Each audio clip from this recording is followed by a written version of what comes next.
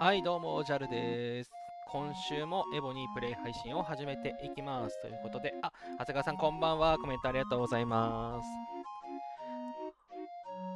はい、それではですね、もうね、いきなりなんですけれども、素晴らしき K34 の世界ということで、画面ズームアップしいよ。奈々さん、こんじゃるは、どうもどうも。はい、今ですね、まさに建築中です。K34 に、アップグレード中ですということで、もう、お助けがね、マックスになってるので、あげちゃおうかなと思います。たまみさん、こんじゃるわです。どうもどうも。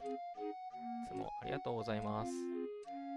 さて、はい、早速ですね、もう王女をあげたら、すぐに科学院をあげたくて、ちょっとね、もうこの順番で、うわ、すげえ。このスピードアップ、一気になくなってく。さてさて、24時間アップはね、結構残るからね。さーて、はい、そうなんです。もうね、K34 にしちゃおうかなって思ってありがとうございます。ありがとうございます。はい、今ね、この端数が進んでる間にですね、なんでこんなことになったのかと、もともとはK34 は9月にね、やろうかなと思ってたんですけど、はい、皆さんご存知、このカーニバルリターン、やばいやつ来ましたね、これ。消費還元イベントの、いつものね、ジェムと資源だけだと思いきや、なんとスピードアップもついてくるっていう、少なくとも私、去年のね、9月とかに開始したんですけど、その時見たことないですね、1年、約1年ですけれども。はい。っていうやばいイベントが出て、あれこれ、リワードをちゃんとゲットしたら、10B 消費できるぞと思いまして、はい。で、10B を消費するためには、もう計34にして、がっつり資源消費しないとダメだわってなって、はい。じゃあもう、いいじゃん、もうこのタイミングで計34にしようということで、やりました。やっぱ初めて見ましたですよね。はい。そう、お知らせにもね、書いてあったんですよ。もうなんかお知らせだいぶ流れちゃったかもしれないんですけど、保存したっけな、保存したか覚えてないや。これだ。はい。天下カーニバル。天下って読むんですかね。これ多分英語でヘブンリーファイヤーだと思うんで、そう、ヘブンリーファイヤー、ヘブンリーファイヤーのカーニバル。なんかこの、説明来てたような。ない。見当たんない。はい。まあなんかこのヘブンリーファイヤー、カーニバルリターン、これだ。イベント期間中、資源と、スピードアップがね、上がります。今回のイベントは、ヘブンリーカーニバルイベント期間中のみ開催される戦力を上げるには絶好チャンスですということで、はい、運営の手のひらにコロッコロ転がされて、はい、上げますということで、さあ、K34 上げちゃった。わーい、わーい。はい、ということで、速攻科学に上げていきます。そう、資源はね、資源はまああるんですよ。でも、めっちゃ使う。めっちゃ使う、めっちゃ使う。ストックが、ストックが信じられないほど吹っ飛ぶ。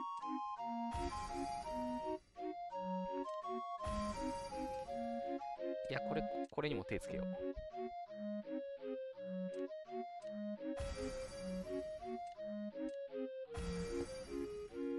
はい、貯めてたやつをめちゃくちゃ吐き出して、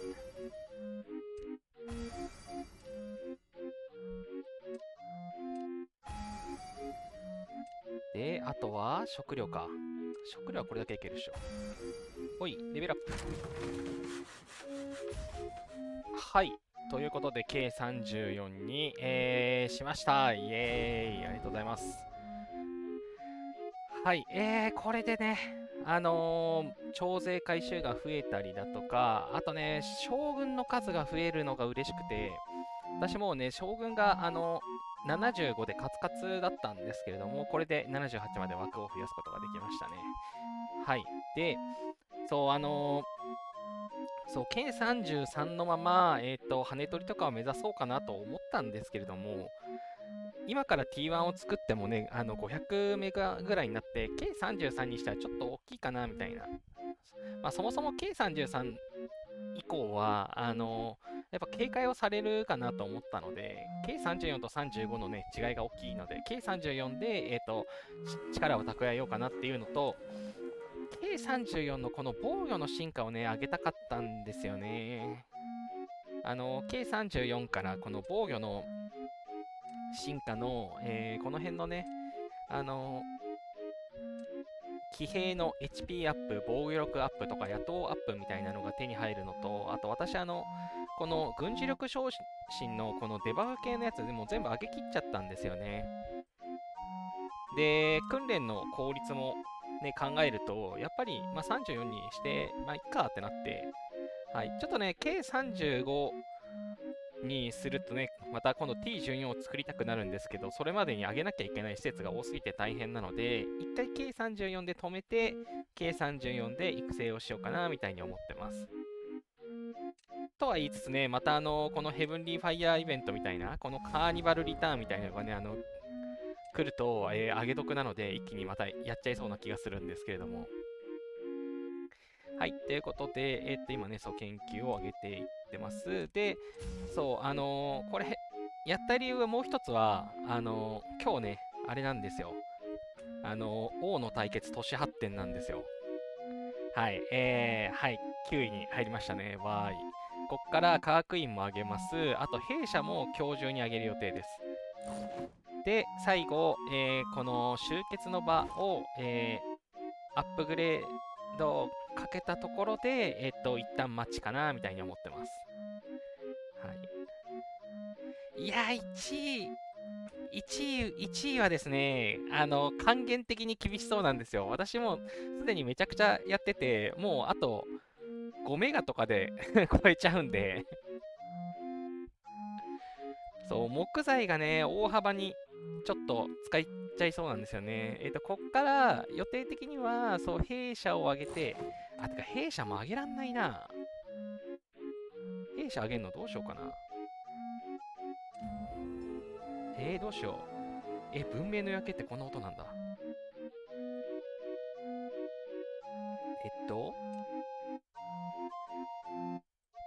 そう、資源の消費量がもう 9.5B。まあもう、各やつ、各その資源はもう 10B あるので、もう達成は確定しましたという状況で、あとはこの波数ですね、建設すると食料が絶対余るので、この余った枠、食料を 10B にするとこまで T1 を増やすぜって思ってます。はい。これで今回のイベントは終了かなっていうところですかね。で、あとは、はい。建築スピードアップはね、もうある分使い切ってて、回復スピードアップは明日のシャロンとかもあるので、そこで使うと。あ、としおさん、ライブ初見です。こんばんは。ありがとうございます。コメントありがとうございます。ライブ初見ですっていうのは、アーカイブ見てくださってるっていうことですね。ありがとうございます。ララさん、木材 T1 作るときもいっぱい使うから大変。いや、そうなんですよ。それが本当に困っていて、木材がね、やっぱり、使いすぎになっちゃうんで、なので、今ずっとね、この木材の生産量をね、しっかり上げて、頑張ってます。が、ちょっとね、どこまで溢れるか。一応、ストック的には、まだ、2B ぐらいは、2B ないぐらいはあるかなっていう感じなので、はい、一応ね、2000万ぐらいはとりあえずは作れるかなみたいには思ってます。まだね、また、王の対決で訓練が来たらですかね、あげようかなと思ってます。昨日戦力アップで、今日都市発展だったので、明日訓練来るのが最高ですね。明日訓練来たらシャロンでいきなり、T1 を増やした状態で戦えるので、今ね、T1 は、今、ちょっと病院送りにしているので、あれなんですけど、今は、違う、6メガかな。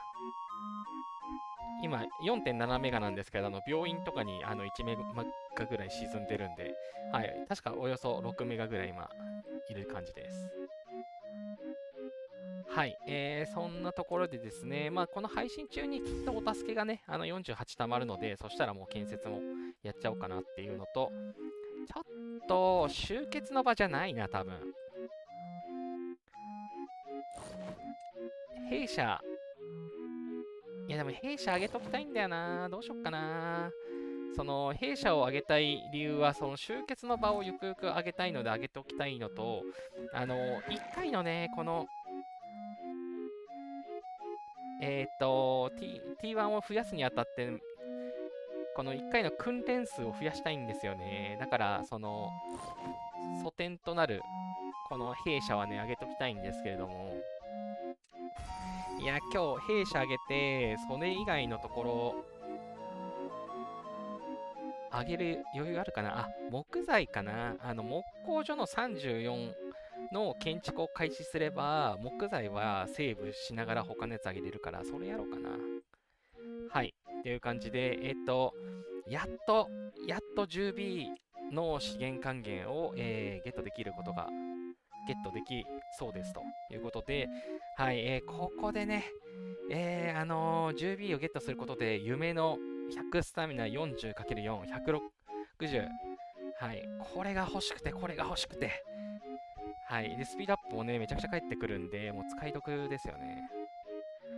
はい、まあ、なかなかね、うちのサーバーは今平和なんで、キルイベントがないので、この魂の結晶はね、そんな使わないんですけれども、資源と、20巻スピードアップ、めっちゃ手に入るのを楽しみにしています。はい。で、そう、このね、K34 に、至って、次に急ぐ予定なのが、まず最優先で科学院、弊社、で、その後に、集結の場と、あとは、挙げたいと思ってるのが、市場と大使館ですね。この2つはなるべく急いであげたいかなって思ってます。あとね、罠も34にすることで、新しいやつがアンロックされると思うので、この辺をね、上げていきたいのと、あとは城壁が、多分、2週間後はスピードアップの消費還元が来て、で、1ヶ月後にまた資源の還元が来ると思うので、そのタイミングでですね、城壁34にしていきたいなと思います。はい。それをね、しないと野党を上げることができないので、はい。で、大事なレベルアップ要件はあ、35へのレベルアップ要件、科学院レベル34なの余裕じゃん。こんなん王城を上げたら一番最初に上げるやつ。わーい。あ、じゃあ、安心して、35は城壁を上げるだけで狙えそうですね。はい、まあ、35になったら多分、いろいろ、ね、T14 兵を作るところが大変になったりしちゃうので、多分 T34 の状況で、すべての施設を T34 にした上で T35 に行くみたいなね、そういう感じでやりたいなと思ってはいます。はい、今回ね、T33 でそれやろうと思ったんですけど、勢い余ってこうやっちゃったんですが、はい。まあまあまあまあまあ、念願のね、その研究で、この防御の進化で、あ、そうだ、そう、軍の維持費に使われない食料アップ、これも上げたいんですけれども、そのためにもこの倉庫もね、早めに上げたいですね。食料がね、物理的に貯められないので、はい、食料のね、効率的に貯めるために、この貯蔵庫もね、優先的に上げたいですね。はい、そんなところですと。あ、そろそろ兵が帰ってきてそう。あ、ラバタートル出したい。間に合う。33秒、間に合った。はい。で、あとは、この左上のね、青のゲージを見ていただけるとわかるんですけども、あとちょっとですね、あと2.86% で、レベル35に、なる予定ですということで、これがね、アイテムもすでに結構使った状態なので、まだいけないですね。だいたい毎日、祭祀で90万入るんですよ。なので、まあ、少なくとも、まあ、3日で、3日以内。で、今ちょうどヒドラ中で、君主エキスパがね、溜まりやすいんで、まあ、おそらく、明日かな。明日か明後日には、君主レベル35に、できる予定ですと。で、君主レベル35にしたい一番大きい理由は、こいつなんですよね。もちろんね、エレクトラを強くしたいってのもあるんですけど、馬小屋の特別担当官、今、ノブゴロドのオレグさん、上級なんですよね。で、こいつを特別にしたいんですよ。特別な存在になるとめちゃくちゃ影響でかくて、訓練上限プラス 50% っていう鬼バフがかかるんですね。で、戦力はアケメネス装備つければ簡単にいくんですよ。で、あとはこのステータスだけで、この特別なるためには攻撃1300、統率力1250必要なんですが、オレグさんですね、攻撃統率は1250は1361なんで超えてますと。攻撃1300に6足らないんですよ。これね、6足らなくて、限界突破でね、私して、攻撃上げたんです。攻撃10上げて、6足らないなんです。で、強化も粘りました。粘って、505や500プラス5を出したんですけど、505出したんですけど、その結果、6足りないなんです。ということで、はい、もうね、経験値マックスにしてあるんで、しっかりね、続集としてレベリングしましたので、君主レベルが35になった瞬間に100エキスポのね、アイテムを使って速攻レベル35にして、特別な存在として、担当官としてつけようかなと思っています。はい。いやー、そう、こんな感じでですね、結構属州都市の、みんな今34でね、止まってるやつがいるんで、ジョアンとかもそうですね。はい。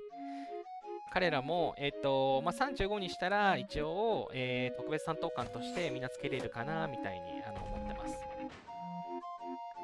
月見さん、コンジャルワで素晴らしき K30 ありがとうございます。ありがとうございます。はい、そう、実はですね、そういえば、素晴らしき K33 の世界って名前で配信したなって思っていて、今回48回目の配信なんですけど、実は、44回ですね。だからちょうど1ヶ月前なんですよ。4月4日の配信の時に、素晴らしき K33 の世界ってタイトルでね、やってました。はい、まさか1ヶ月で上げることになるとはと。はい。いやー、結構、急ピッチで上げちゃいましたね。まあ、1年、エボに始めて1年ぐらいで、まあ、K34 になるということで、なかなかいいペースで頑張ってるんじゃないかなと思います。1ヶ月で K33、34とはすごすぎる。あ、はい、しっかり、5B の消費還元で、余りをずっとストックしてて、10B に使うタイミングを見計らってました、実は。はい、いつやろうかなっていうのは思ってたので。はい、これでね、なんとか。いやこの前のサーバー戦争がちょっと悔しくて、攻撃のラリーをしようとしたらカウンター食らって、負けて、めっちゃ大敗を期すっていうことがね、起こってしまって、あれがあまりに悔しかったので、いや、これはもう、デバフもう研究するのなくなっちゃったとか言ってる場合じゃねえってなりまして、はい、もう早くここを上げたいんですよ。まあ、賢者の石はね、全然足らないんで、上げられるかっていう話はあるんですけれども、はい、まあ、ちょっとね、いっぱいバイキング頑張って、勝って賢者の石は借りますので、なんとか、はい、デバフをね、マックスにしてやろうって、はい、もう、許さんって思いました。はい。あとはですね、そう、前に言ってた真珠の刻印ですね。私今生産力結構上がってて、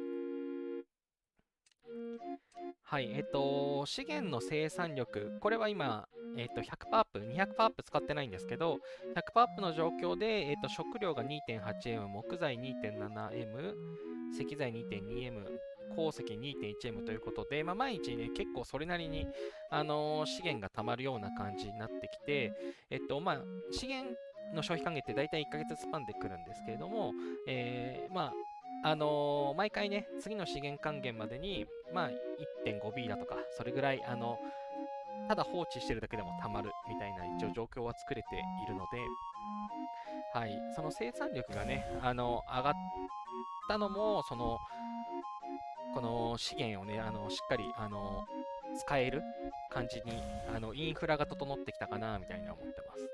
そう。で、その要因の一つが、はい、精錬山ですね。精霊山の、刻印を開放しましたということで、この一番上のね、五芒星の一番上の刻印属性ですね。これを、レベル6まで、今上げました。ということで、すべての資源の生産力が今 22.2%、あとは駐屯騎兵の防御力が 19.2% ということで、バフがかかりましたと。で、まあちょっとね、もう重血の結晶、これがね、めっちゃ要求されるんで、まあジェムはまあいいとして、はい、この、ね、アイテムがなかなか手に入んないんで、それだったらっていうので、まだ支払いが安い、今他のやつにもね、ちょっと上げ始めています。でね、皆さんご存知の通り、新しくね、ケイローンさんが増えたんですよね。私ね、キュービのキツネもアンロックしてないんですよ。これね、きついですね。はい。今回、ちょっとミスって、ゴジラさんがですね、私レベルアップもうできないんですよ。レベル上限に達しており、真珠の品質をアップグレードする必要がありますって言われて、紫色、レジェンドだったんですよね。だから、レジェンドから、もう一個あげればいいのかなって言うので、このね、何でしたっけ、真珠の魂だったかなんか忘れちゃいましたけど、重血のなんちゃらみたいなやつだったかな。まあなんかこいつを交換したんですよ。ケイローンのアンロックよりも優先して品質を上げて、バーニングゴジラのレベルを上げようって思ったんですけど、なんと、まだダメでしたね。エピックに上げないとダメみたいでした。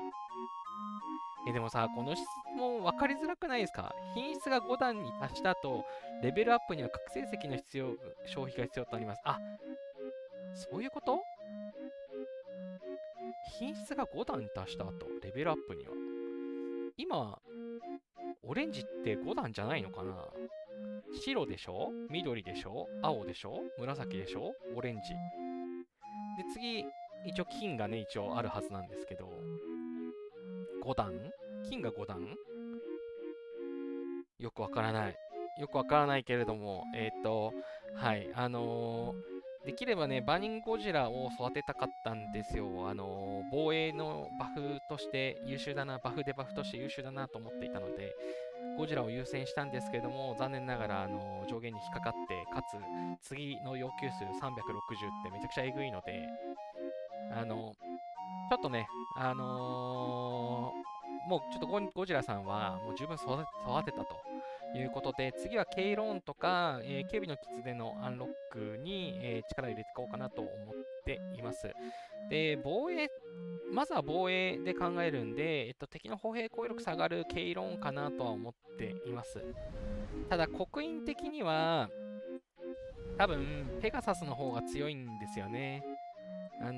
ペガサス、その行軍速度が上がったり、攻撃時の射撃の攻撃力が上がったり、で、これも全ての資源の生産力上がるんですよ。で、建設速度もこいつ上がるしね。で、キュービの狐もね、結構重要で、いやー、ケイロンも建設速度上がっていいんだよな。でも、ケイローンは、あんまり刻印はなんかそうでもない気がしてるんですよね。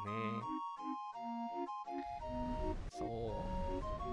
次はね、多分、キュービの狐のアンロックをやっぱり急ぐかな。キュービの狐をアンロックして、速攻レベル10にして、すべての資源の生産力を上げるっていうのをやっていきたいかなと。はい、結構、今回は 10B の資源の消費還元できたんですけど、それって、これまでのその蓄積で貯めておいたのもでかかったので、これがね、安定してやっぱできるようになるために、その資源の生産力っていうのをちょっと高めたいなと思ってる感じですね。はい。っていうので、バイキング。あ、バイキングじゃない。ヒドラだ、ヒドラ。ヒドラ、ゴー。バイキング。よし。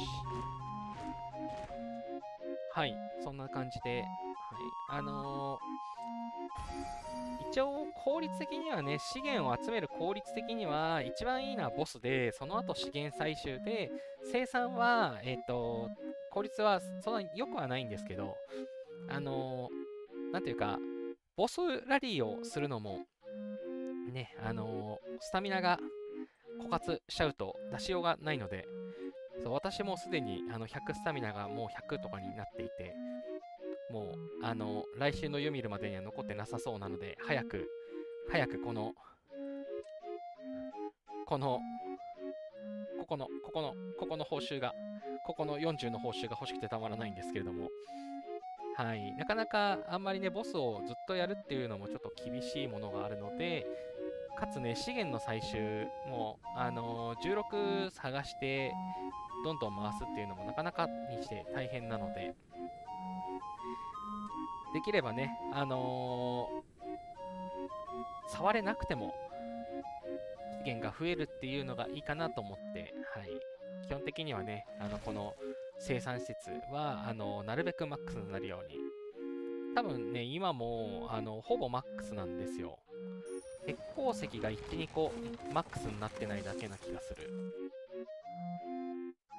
そうですね、ちょっと分かりづらいんですけど、こいつ、鉄鉱石、鉱山1箇所だけ32ですね。それ以外は全部の施設33にマックスにしてありますね。はい。そんな感じで、はい。生産力アップ大好きおじさんです。さて。まだ25だった。今日は、11時からですね、よいしょ。今日は11時から、軍隊の招集の、この大規模攻撃のイベントと、あと、バイキングの、ボスチャレンジがあるので、まあ、その頃にはね、人が増えるんじゃないかなって思ってます。はい。っていうのでね、お助け、全部いけんじゃないかなって感じですかね。はい。あとは、何の話をしようかなというところで、まあ、イベントのところの話をちょっとしてこうかな。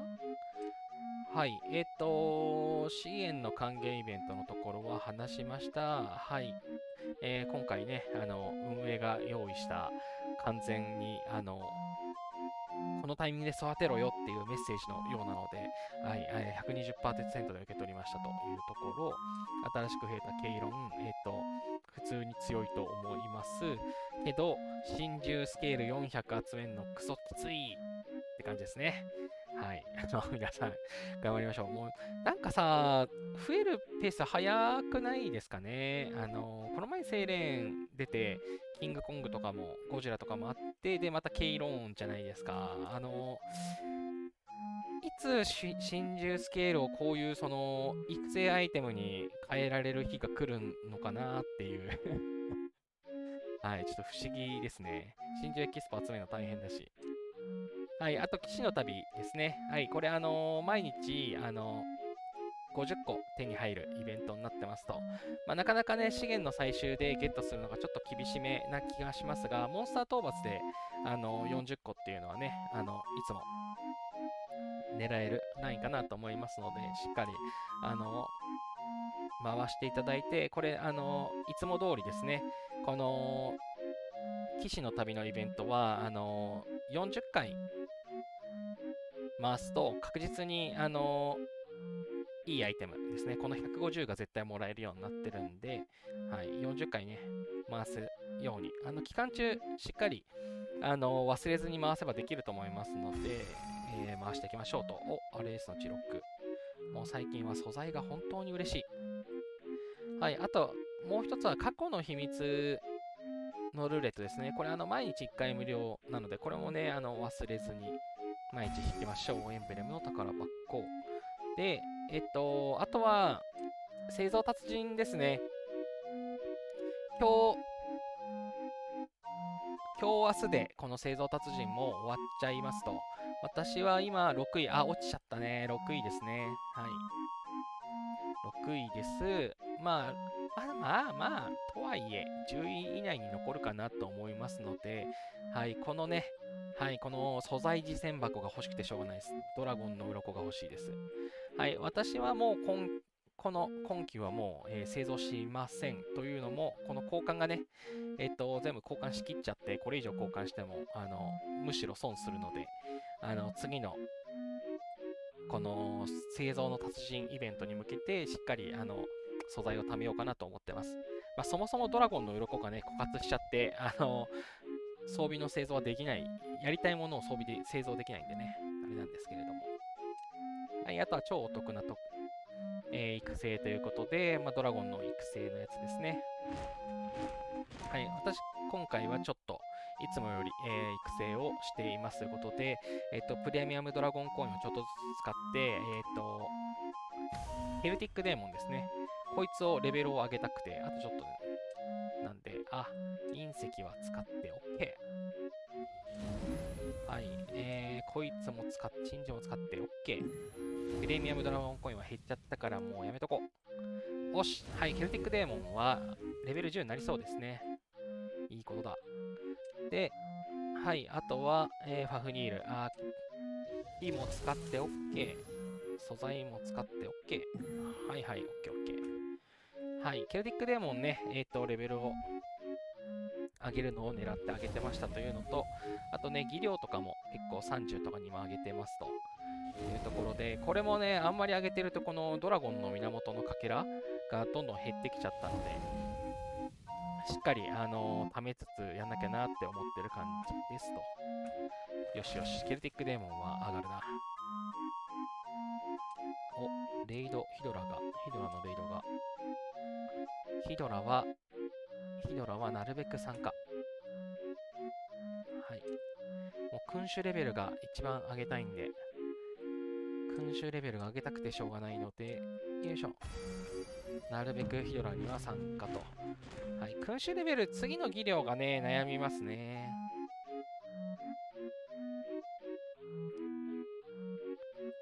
レベル10になったら将軍知らなくなるからいいですよね。そうですね。この能力ですよね。はい、このケルティックデーモンレベル10になってアンロックされると、はい、この火力が上がるだけじゃなくて、将軍の生存率100%ってやばいですよね。マジで素晴らしい能力。そうなんです。そう、これも欲しいんですよ。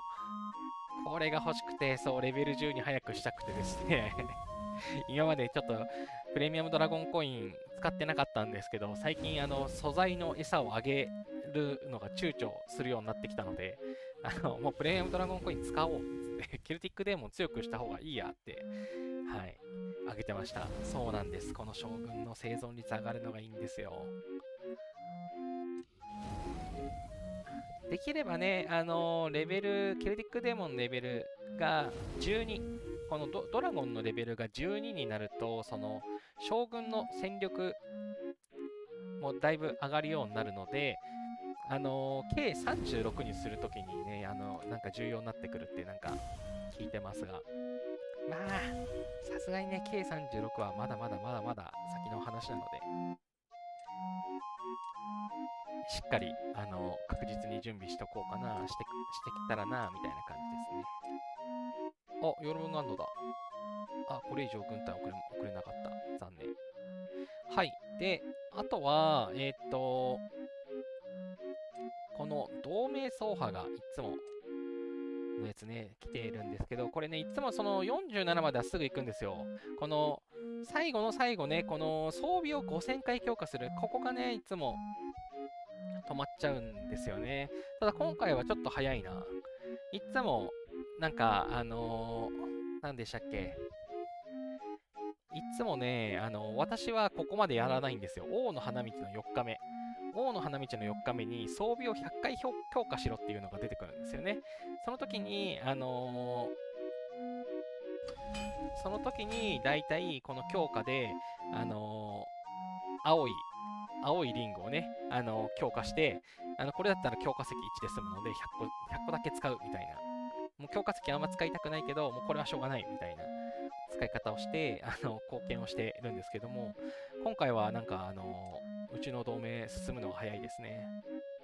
そう、これね、実は早く終われば早く終わるほど、そのエクストラクエストみたいなやつが、このランキングに跳ねるエクストラクエストが、すぐ早くアンロックされて、早く取り込めるので、この総合ランキングリワードがもらいやすくなるんですよね。はい、だから、可能な限り早い方がいいんですけど、とはいえね、無駄遣いするのもきついんで、はい、皆さんおすすめは金曜日です。まだイベント終了までは、6日間あるんで、金曜日に、装備のね、リファインの、この資源還元イベントが来ますんで、これね、今製造達人なんですけど、強化のやつが来ます。金曜日に強化が来るので、リファインを、やりたい方は金曜日から。あ、レクセルさんコンジャル、左下が変わってる。あ、そうなんですよ。そうなんですよ。ちょっとね、配信画面を変えまして、左下が、JAL のエボニー配信ってなって、あと真ん中に、時間をね、表示するようにしました。はい。ちょっとお品書きがね、ギュッと狭くなってしまったんですけれども、まあまあ、お品書きは大体ね、あんまりいつも、なんだ、イベント解説みたいなのがもうメインで、そんなに、お品書き2個以上はならんな、3個以上はならんなって思っても、別にこれでいいやっていうので、ちょっとギュッと狭くして、はい、左下のロゴが、JAL 乗って入るようになりました。ありがとうございます。レクセルさん、いつもありがとうございます。はい。ということで、時計しか気がつかなかった。はい、時計はね、そう、わかりやすい変化なんですけど、そう、実は左下のロゴもちょっと変わっております。はい。ちょっと喉乾いたな。一瞬飲み物飲もう。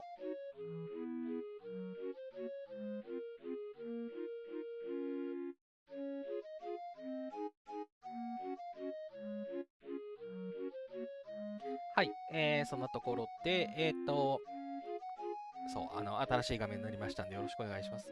そう、あとね、皆さん、結構コメントくださるので、なんか画面にコメントも出すようにしようかなってちょっと思ってたりはしますが、まあ、いつか、もしかしたらね、右側のところに皆さんのコメントが見えるように、よく配信者の人がやってるような、形にしようかなとも思ったりしています。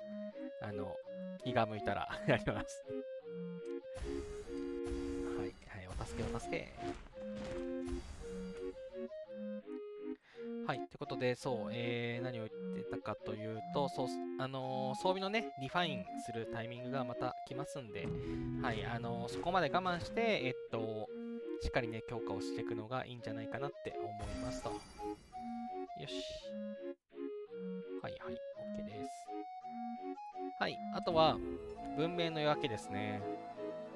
私、普段音出さないんですけど、文明の夜明け、こんななんか、おしゃれな音になるんですね。もう一回聞こう。ウケる。レンデさん、夏休みの宿題か。コメント表示。いや、ちょっと宿題は最終日にギリギリやる、もしくは踏み倒す系だったので、ちょっとやばいですね。はい、文明の夜明けが来てます。文明の夜明けも、ね、装備の強化あるんですよ。はい、230回強化するということでね。リファインを頑張ってる方は、ジェムと、強化石と相談して、しっかりこの230回突破を、回数をね、稼げるように、うまくやるといいのかなっていうのと、これでね、きついの闇市で200回購入する、これがきついんですよね。はい、金曜日になったら、王の花道の5日目クエストで闇市100回買えっていうのが出てくるんですよ。で、そこもあるので、それまでに、ですね、あのこっちでも、その100回クリアしとくと、そんなに損失なくというか、無理なく達成できるかなっていうところですかね。はい。大体ね、この闇市クエストが一番の鬼門です。何が鬼門ってジェムをクソ使います。はい。あと今日は、ちょっと、後半のところで、この蘇生と離脱兵のところを少しやっていこうかなって思っています。クエストの達成方法みたいなところですね。今日なんかたまたま、個別チャットでどなたかに、伝えて、ちょうどいいから今日の配信でやろうと思ってました。はい。なかなかね、この魂を蘇生させるとか離脱性を、読み戻すみたいなところって、なんていうか、やり方をね、把握してないとやりづらいところかなとは思いまして、でも、分かってるとね、なんか結構簡単にクリアできるかなっていうところなので、今日ね、こうちょっと実際にやりながら見ていただけるといいのかなみたいに思っています。はい。それをね、するためには、私の、同盟のバイキングとかが終わってからじゃないと、背部から出ていけないので、はい、必然的に、11時半頃になります。ので、ご了承ください。眠い方は、アーカイブとかで後で見ていただけると幸いでございます。はい、あとは、私ね、またやりたいことがあったんだよ。元老院だ、元老院。もう溜まったんじゃないかな。この、騎兵のとこ今レベル4になって、これ、レベルアップ。ララさん、今日も24時過ぎまで配信コース。いや、そうなりそうな。なるべくね、24時は超えないように、皆さん、翌日もあると思います。人によってはね、もう、お盆進行でちょっと仕事が落ち着いてるっていう方もいらっしゃるかなとは思うんですけど、私は普通に明日も仕事なので、なるべく遅くはならないように、別に配信が終わってもね、蛮族の攻略やるから、起きてるんですけどね。やっぱ上がるじゃん。はい、ということで、私ね、そう、やろうと思ってたんですよ。この、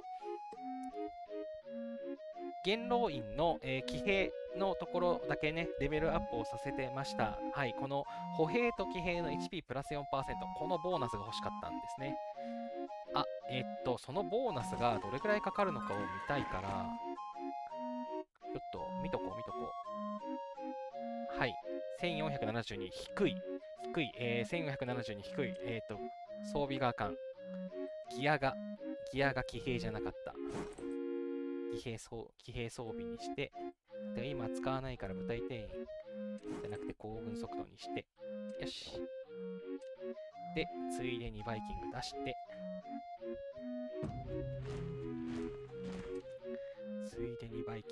て、ゴー。はい、OK。はいはい。で、今、騎兵の、装備に、ギアに変えました。で、今 HP が1916。あれ、これ1916、もうちょっと上がるのかな。プラン2に切り替えました。これって HP バフついてなかったっけな。1916変わんないや。はい。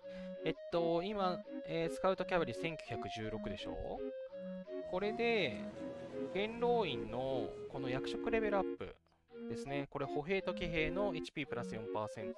これ変わるのかな、気になる。ということで、上げてみますと。ということで、レベルアップ。はい。攻撃時の騎兵の防御力ですね。レベルアップすることで、レベル5からね、ちょっときつくなって、この栄光の金枝みたいなやつがね、必要になりました。はい。あとね、これの戦績の宝石、これも要求数がね、増えて、ちょっと大変でしたね。はい。じゃあ、レベルアップしていきましょう。GO！はい。ということで、この追加属性、歩兵と騎兵の HP プラス 4% つきましたね。わーい、わーい。こっから先はまた厳しいですね。しばらくは無理だろうな。あ、ここでは色つかないんだな。あ、ついたついたついた。画面リフレッシュしたらついた。はい、緑色で今有効なやつが見えますね。はい、HP プラス 4% 上がりました。さっき1916だったかな、T1 の HP。どうなった ?1932 ということで、16上がりましたね。OKOK。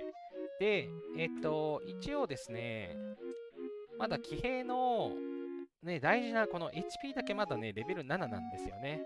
他、レベル8になったにもかかわらず、はい、残念ながら HP が、まだ上がってなくて、でもこれもね、40と 9% 上がる予定なので、まあ、もうちょっとね、HP 上がりますと。で、さらに、研究ですね。研究でこっちの HP とかはマックスになったんですけど、今度防御の進化の方で、またこの騎兵のね、HP、ここで上げることができますので、まあ、ここでね、またレベルが上がるので、この T1 の HP ですね。一応、目標としては2000。1体あたりの HP が2000を目指しているので、まあ、ギリギリ2000いくんじゃないかな、みたいに思っています。はい。なかなかこの2000にするのが大変なところなんですけれども、あとなんか、この辺のバフでも HP 増えるんだっけな。都市内の全兵士の防御力と HP、多分この辺、まあでも19だから無理だな。これじゃない。CC なんか持ってる？持ってないね。騎兵の HP。これ、都市内のだから中トンってついちゃってるから多分これ関係ないんだよな。まあまあまあ。やっぱりまずはね、このギアですね。ギアがまだレベル7なので、さっき 4% で16上がったんだっけな。だから、9% 上がるっていうことは32と72。だからこれだけでもなんか2000いきそうな感じはしますけど、はい、早くね、上げたいんですけど、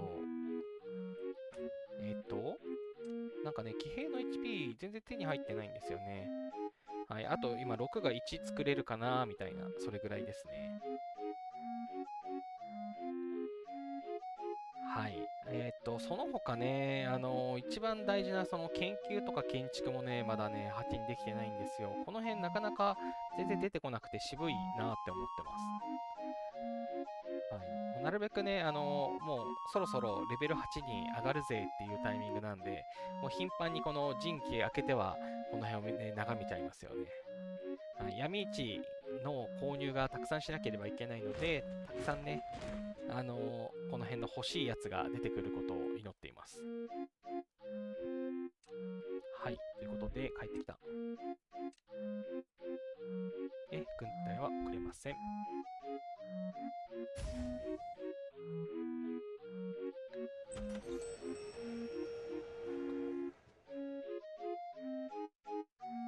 としおさん、話関係なくて申し訳ないんですけど、イベントセンターの赤丸がずっと消えないんですが、何の確認不足か考えられますかね？考えられます。はい、それね、ちょうど話しようと思ってたんで、コメントありがとうございます。せっかくなので、じゃあちょっとその話をしていこうかな。はい、ですね、分かりづらいんですよ、今回もまた。分かりづらいんですよ。多分、取り忘れです。はい、イベントセンターですね。今多分おっしゃっていただいている、このイベントセンターの、このヘブンリーカーニバル、ここにきっと赤丸がついてると思うんですよ。私ね、取っちゃったんで、赤丸今ついてないんですけれども、まあ逆にね、ちゃんと取ったら消えるよっていうところの証明にもなるかなと思うので、はい。あれ、ララさんまでバグだと思ってた。はい。これ絶対取り忘れなんですよ。で、ポイント、多分、この点火戦記の方です。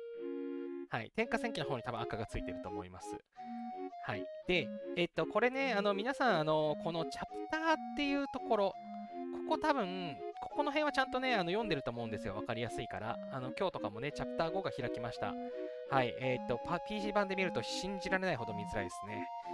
下にめっちゃ出てくる。あ、人もこんなとこに出てくる。はい。スキップします。はい。まあ、このね、ストーリーを読むと、もらえる宝箱、これ宝箱が出てきますと。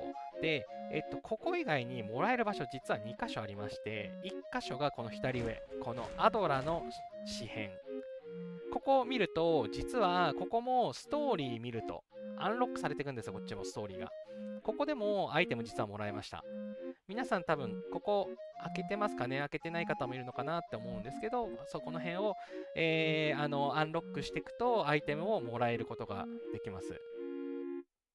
で、あとは右上ですね。右上の宝箱も実は、見ることができまして、ここがね、みんながチャプターを読みましたよっていう数がね、わかるみたいで、はい、エボニーは1.7メガの人が、やってるみたいですね。はい。で、ここの宝箱、こっち取れてますかね。ここもちょっと気づき、なんかここね、実はちっちゃい赤丸がついてると思うんですけど、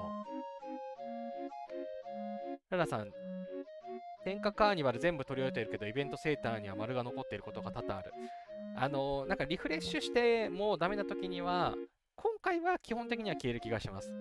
なんか、軍隊の招集イベントが終わった次の人がずっとつきっぱなしで、なんかどうにかなんないかなっていつも思うんですけど、は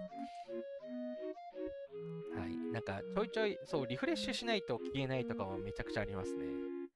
はい、この点火戦記イベント情報箱、この点火戦記は、この右上の宝箱、左上のこの、ノートみたいなやつ、で、あとはこのチャプターのところ、はい、この3箇所がね、アイテムがもらえますんで、この辺をね、しっかり、クリックしていただいて見ていただくといいのかなっていうのと、あとは正規コレクションですかね。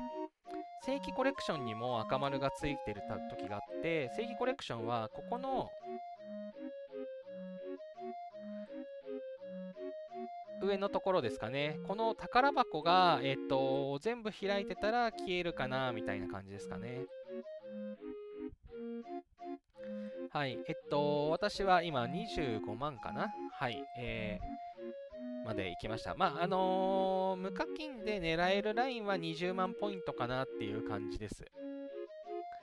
はい。60万以上は、なかなか課金をしてないとポイント到達しないかなっていう感じなんですけれども。はい。というので、赤丸に関係しそうなところ、私が赤丸で、気になって解消できたところは、この4箇所ですかね。はい。で、それ以外のところは、ありそうなところは、多分赤丸つくとこないんですよ。はい。文明の夜明け。文明の夜明けも赤丸がつけます。文明の夜明けもこのクエストがね、達成できるときには赤丸がつくんですけど、今回のイベントセンター文明の夜明け、このヘブンリーカーニバル、この2箇所。で、これで、全部見たけどダメっていうのはバグかもしれないです。全部取ったけどついてますか？再起動してもダメなら、ちょっとダメかもしれない。ですね。そう、なんか赤丸がね、消えない時があって分かりづらいですよね。本当に、本当に取ってないのか、取ったけどバグなのかが分かんないのが良くないですよね。なんか、もらえるものがもらえなかったは嫌な感じなので。はい。で、まあ、ついでに、はい。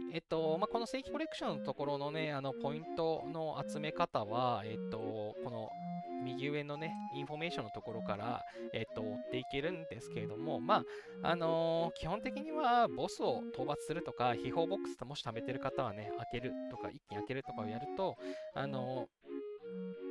ポイントは溜まってで、あとね、7日間まだありますんで、おそらく20万は頑張ればいく範囲かなと。10万、20万が狙えるかなと。としおさん、すみません。説明ありがとうございます。いえいえいえ、治らなかったということで残念です。もともと、そう、話そうかなと思っていたところだったので、ありがとうございます。はい。あとはこれまでまた分かりづらいんですけど、この正規コレクションのところ、この右にね、引き換えストアっていうのがありまして、このコインですね。モンスター討伐で850、資源採集で150の合計1000もらえるこのいつもの銀のコインと、あとこの金のコインですね。金のコインは、活躍度145でもらえるやつですね。はい。これが、もらえますということで、金はなんだっけ ?66 個かな。はい。金はいいアイテムが交換できるよっていうのなんですけど、66しかないので、結構ね、なんていうか、厳選して交換しなきゃいけない感じですね。はい。今、一番必要なものを交換するといいのかなと思います。はい。なんていうか、必要なものだらけな気がするんですけれども、私はきっとバフが欲しくて、秘宝ボックス交換しそうだなと思ってます。はい。で、あと銀のコインですね。銀のコインは、この下のアイテム、最近流行りのこのアイテム交換ですね。これがまたありますと。で、はい。まずね、忘れずラムネは全部取りましょうというところと、はい。それ以外のところはですね、好きなものを取っていただくといいのかなというので、今回、このバジリスクですかね、が、交換、バジリスク、前にあったキングコングの影とか、みたいな感じで、特別なモンスターを出せるアイテムがね、交換のラインナップにあります。一応、多分、今回のイベントも、1000ポイント全部集めれば、一通り全部交換できるんじゃないかなっていう感じなので、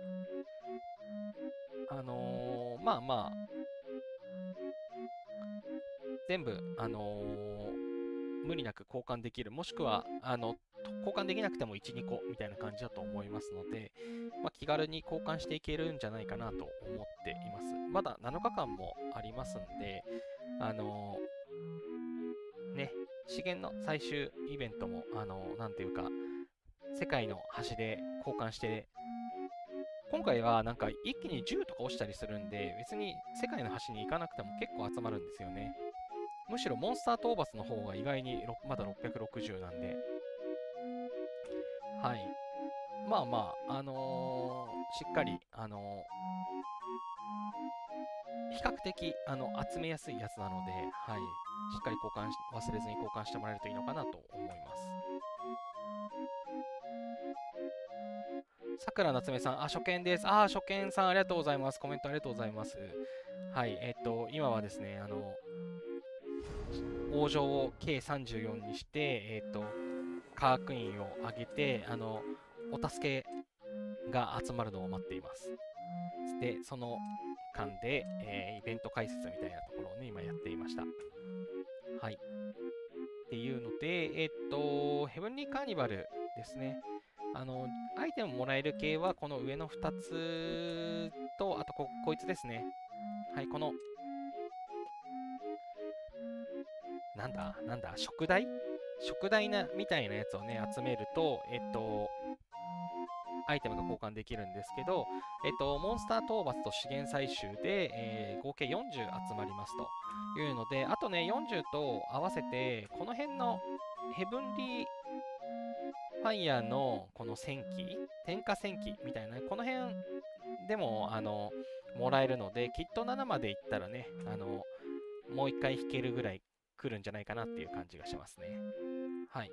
ということで、新しいやつ、クレス強いですね。クレス。あれクレスじゃない方がいない。パレス。女性がおらん、女性が。女性がね、めっちゃ強いと思ったんですけど。お知らせ見に行くか。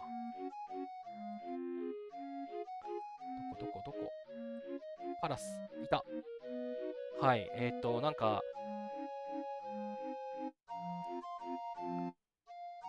夏美さん、ツイとエボニーでは、読めないと名乗ってます。ありがとうございます。あ、私フォローさせてもらってる気がする。ありがとうございます。はい。パレスは名称召喚にいますよ。あ、名称召喚の方で見れるのか。ありがとうございます。さっきのところからは引けないんですね。はい、これ、ドラゴン率いてるときに、攻撃45まで上がるのやばいですよね。火力も上がるし、防御も上がる。で、HP も10%上がる。で、11時になったんで、あれが始まります。大規模攻撃が始まります。はい。急に音が変わってドキッとしますね。はい。で、攻撃する際の、で全部ついてるけれども、かなり工場兵器の火力が上がるので、いわゆるビッグセージの部隊用にめちゃくちゃ適してますよね。で、特性も、きっちり工場兵器の攻撃力を上げていくスタイル。いやー、素晴らしい。はいはい。まあ、クレスもね、部隊定員が上がるということで、こいつも素晴らしいですよね。40%、攻撃力と HP40% 上がる。はい、いやー、最近工場兵器に力入れてますね。この前、ピーチもいたし。そう、名称召喚。ここね。ここですね。5回まで召喚してパラスを入手できない場合には、次回の召喚で必ず入手できます。いやー、これなー。パレスは欲しくなる。パラスは欲しくなる。めちゃんこ美しいとは思う。しかし、私には無理だ。はい。PVP レポート。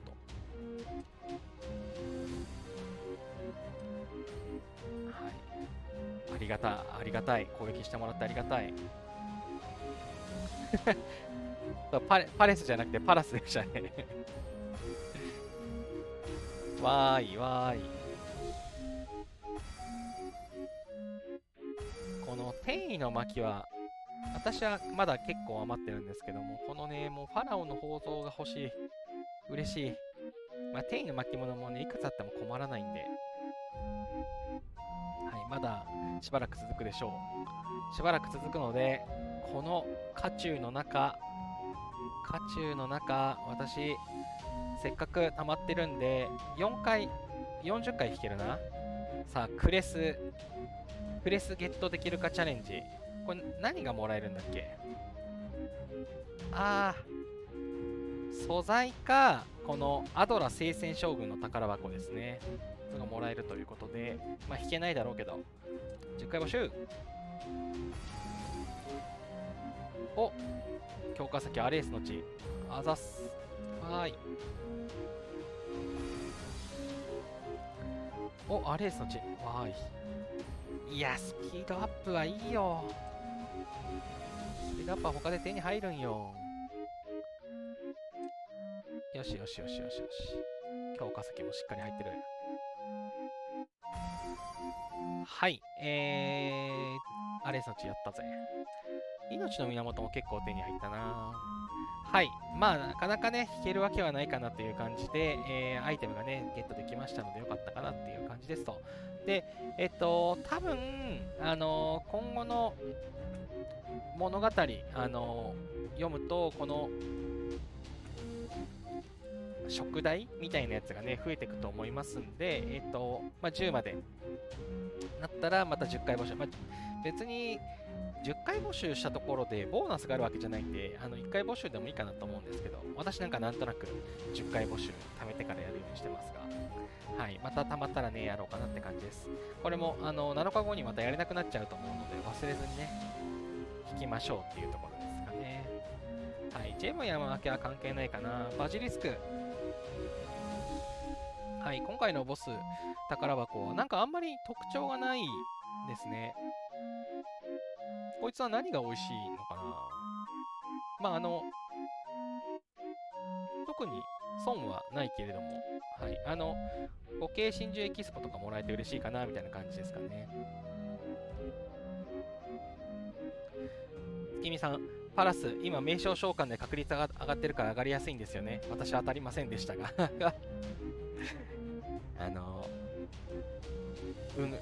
運ですよね、やっぱり。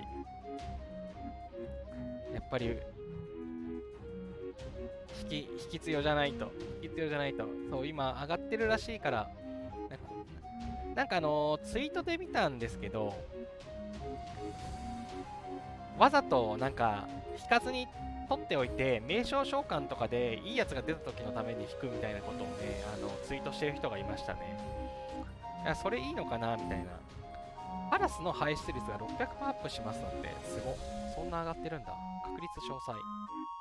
あ、17.5%。確かに、他のやつが 2.5% とかにもかかわらず、パラス 17.5%。しかも、ポリギナス、エドワード・ティーチ、スブタイも上がってる。最近の名称上がってる。なんか比較的優しい。さくらさん、クレス欲しかったな。いやー、そう、クレスかパラスどっちか欲しくなるよな。それぐらい、ビジュアルもいい、性能もいいって、やばいですよね。素晴らしい。そう、ララさんね、弾けてましたよね。羨ましい。いいな。ヒロさん、バジリスクは、ムシュフシュスタンプ狙いですね。なにそんなんなりましたっけ？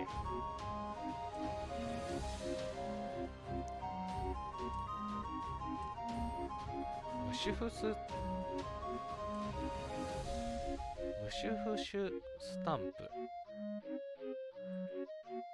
私がきっと見逃しているやつかな？限定名称スキン。ここじゃない。この辺は違う。新しい過去の秘密のね、祭壇とかも。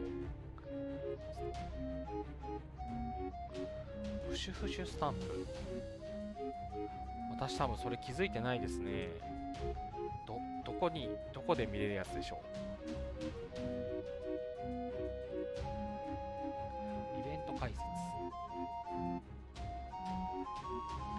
いやー、アテネの聖域綺麗だな、これ。すごいな。アテネ神殿永続。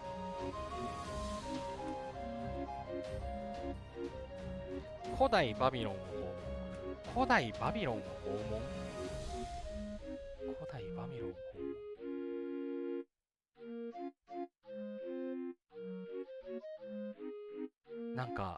なんか私多分それ見たことないぞ。いや、今聞けてよかった。どれだ？ちょっと先にちょっと赤丸が気になるんで。そしてこれもう終わったのにずっと鳴ってんな。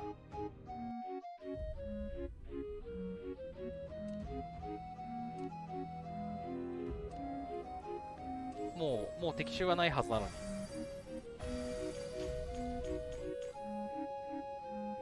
あ、終わった。オッケーオッケー。やっとリフレッシュができた。天下カーニバル。バジリスク。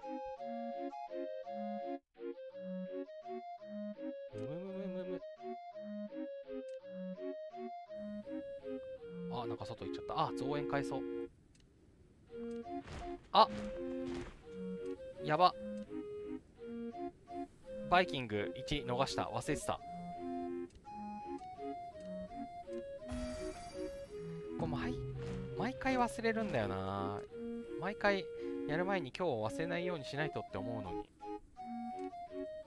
なんてこった。気づいてよかった。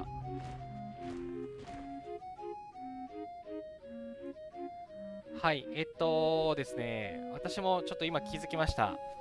パソコン版にないです。パソコン版にない気がします。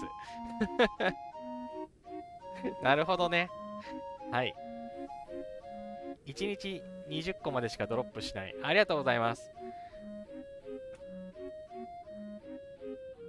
はい、おそらく、パソコン版だと、そう、パソコン版ね、微妙に画面が違ったりとかするときがあって、そう、多分私の画面なさそうですね。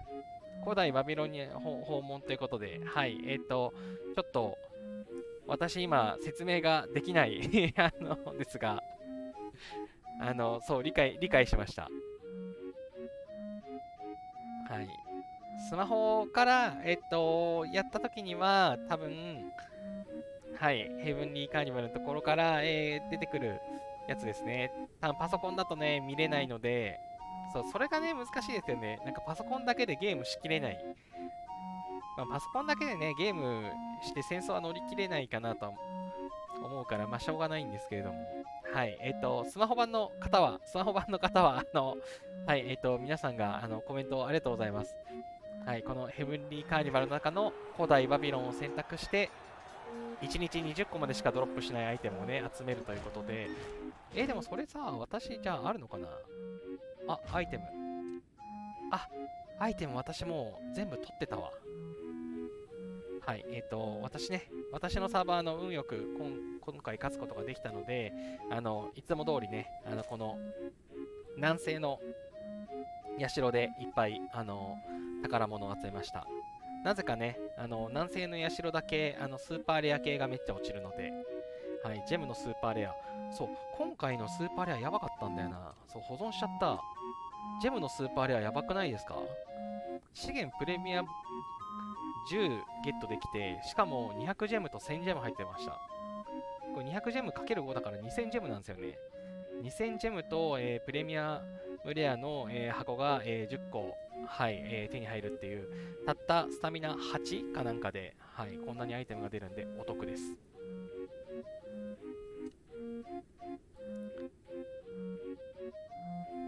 あ、なるほど。PC 版、私、スマホ版ない気もしたけど、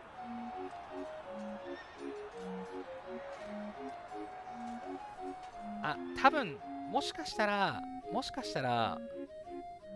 さくらなつめさんって、サーバー若いですかね。たまにイベントによっては、そのサーバーが古いとイベントがなかったり、逆に古いとイベントあったりみたいなのがあって、もしかしてうちのサーバーないんじゃないかな。うちのところお知らせ今日来てないんですよね。洗浄時間の調整みたいな、これ機能だしな。そう、古代バビロンってなさそう。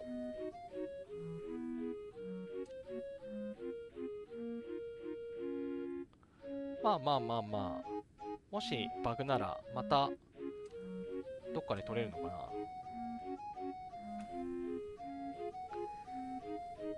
サーバー1114、1130、お近くですね。アプリ更新できてた。そういうことですね。なるほど。ということで、私もアプリ更新したらもらえるのかもな。ありがとうございます。ということで、私ちょっとまだアプリ更新を、そう、PC も、スマホもしていないので、アプリ更新で出るのか、じゃあ。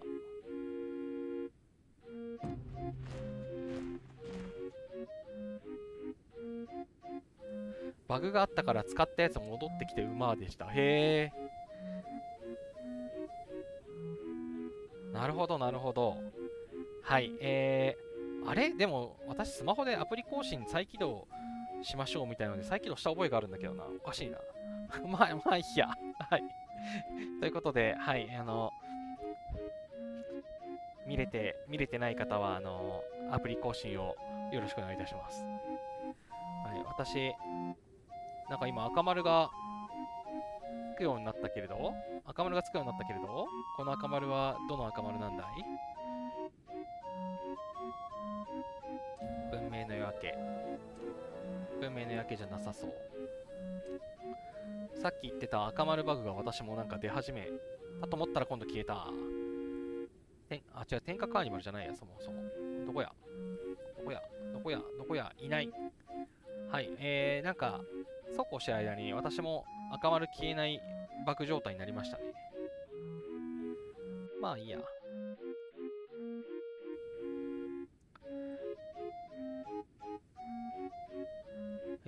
古代バビロン。ちょっと、終わったら、配信を終わったら、ちょっとスマホを急ぎ、また再起動して確認をしたいと思います。気になる。1日20個限定ということは重要ですね。お、そうこうしてるうちに科学院があと1。まあ、あと1だったらもうやっちゃっていいな。やっちゃっていいですね。やっちゃっていいですね。これは建設しますね。建設しよう。はい。あ、そう、気軽に建設できるようになったのは、一つは、アショウカさんがね、特別の担当官としてつけることができたので、これもね、あって、建設速度が上がったので、これもあってね、今回、踏み切れましたね。わーい、わーい。先に準備。いや、スピードアップ先にかけて、さくらさん、更新したけど出なかったので諦めます。どういうこと？なんでだろう？やっぱサーバーの違いなのかな？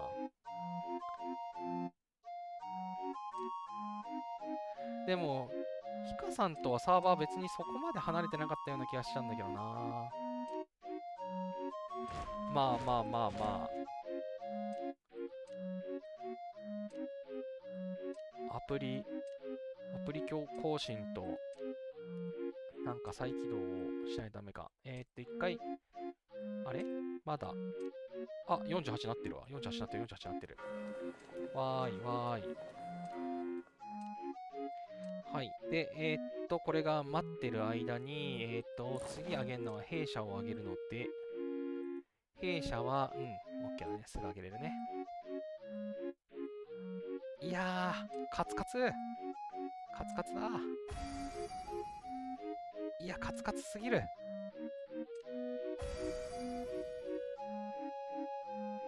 いや、これほぼ使うな。ほぼ使うわ。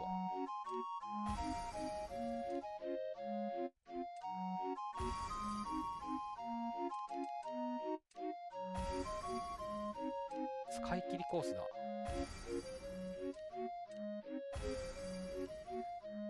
ストックがないぞ。ストックがないぞ。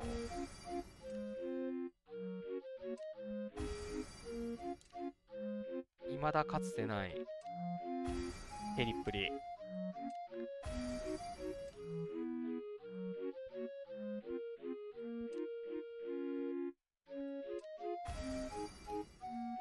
木はしっかり貯めてたからまだ余力はあるけれど、よし、この状況。5分、あと3分。あと3分。食料ってこいちゃわないよね。食料は私は、337円まで大丈夫。337円まで大丈夫。231M、全然余裕。ほいほい、OK。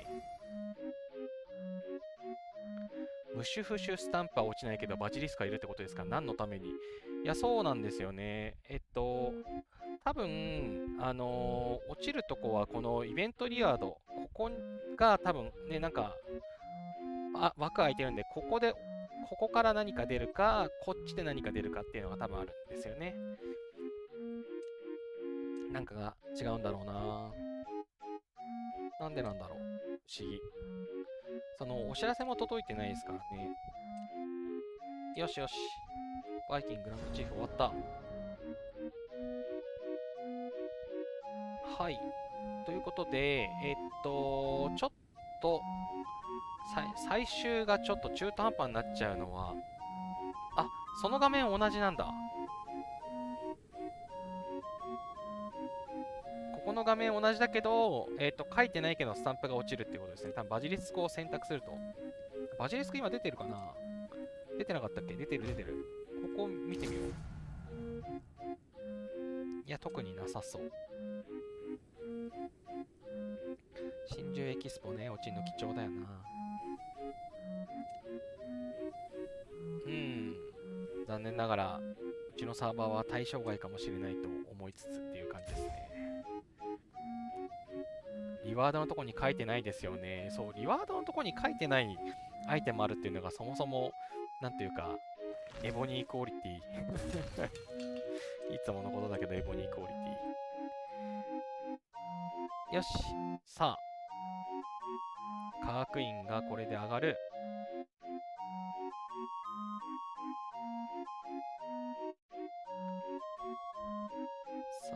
さて、アレースの血もドロップするって書いてあるけど、一回もドロップしていない。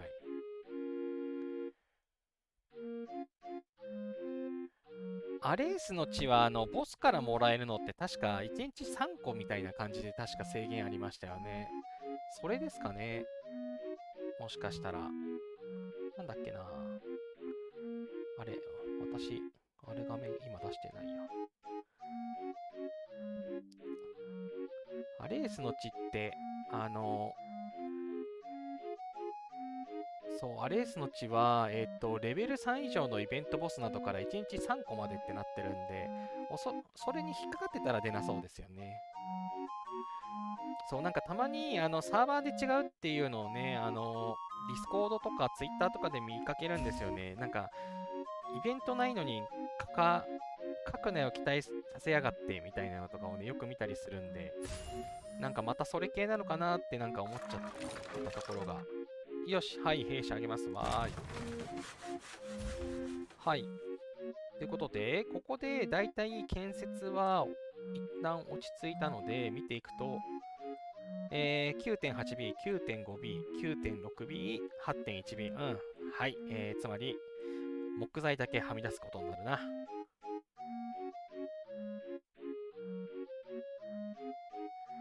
はい。ラさん、多分そう、イベントボス、っていうか、ボスからレースの血落ちるのは1日3個までって決まってるので、はい。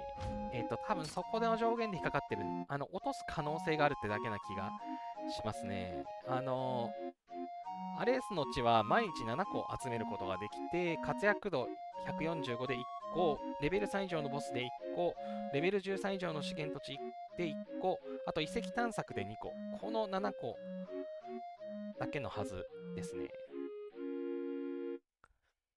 はい。ということで、研究がこれでできるようになりましたということで、縦に伸ばそう。わーい、わーい、わーい。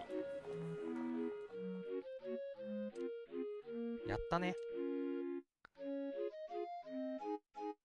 やったね。防御の進化を進められるぞ。あとは、縦にはもう伸びないんですけれども、はい、部隊転移アップ。この辺とか、あとは訓練上限アップ。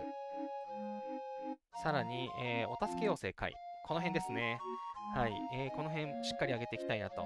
で、もちろん、一番重要なデバフですね。ここが賢者の石を鬼使うので、賢者の石との兼ね合いで、上げていきたいなという感じですね。まずは、しばらく防御の進化が、レースの血じゃねえよ。賢者の石が不要で上げれるので、先にこっち優先して上げていこうかなっていう感じです。わーい、そう、この研究をね、進めたかったんです。さて、で、資源土地、ちょっとまだ途中で残ってるんですけど、後でレポート確認して取り戻、最後ね、ちょっとお残しはちゃんと回収するので、ここから、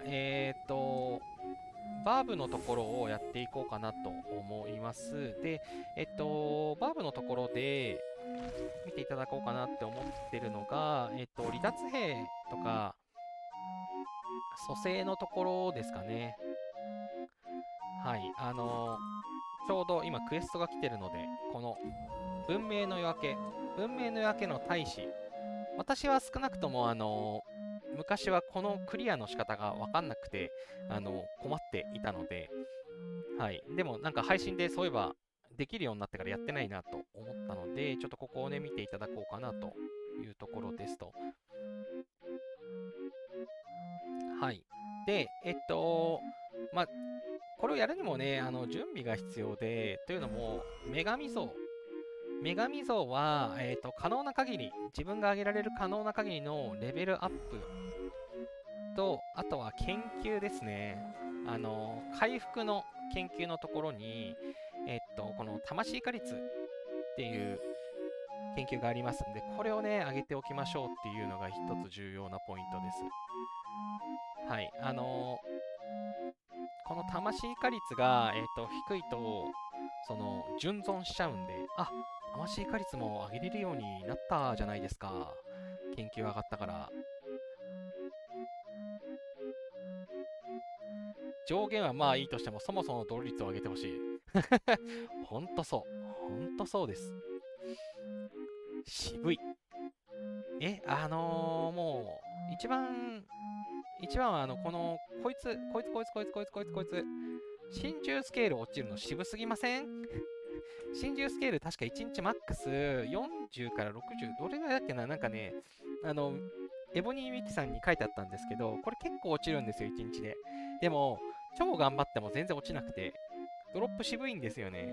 なんか、半年前とかに比べたら優しくなった気もしますけれども、真珠スケールもうちょっと落としてくれないと育てらんないよっていうのをね、いつも思ってます。真珠スケール渋すぎ。はいはい。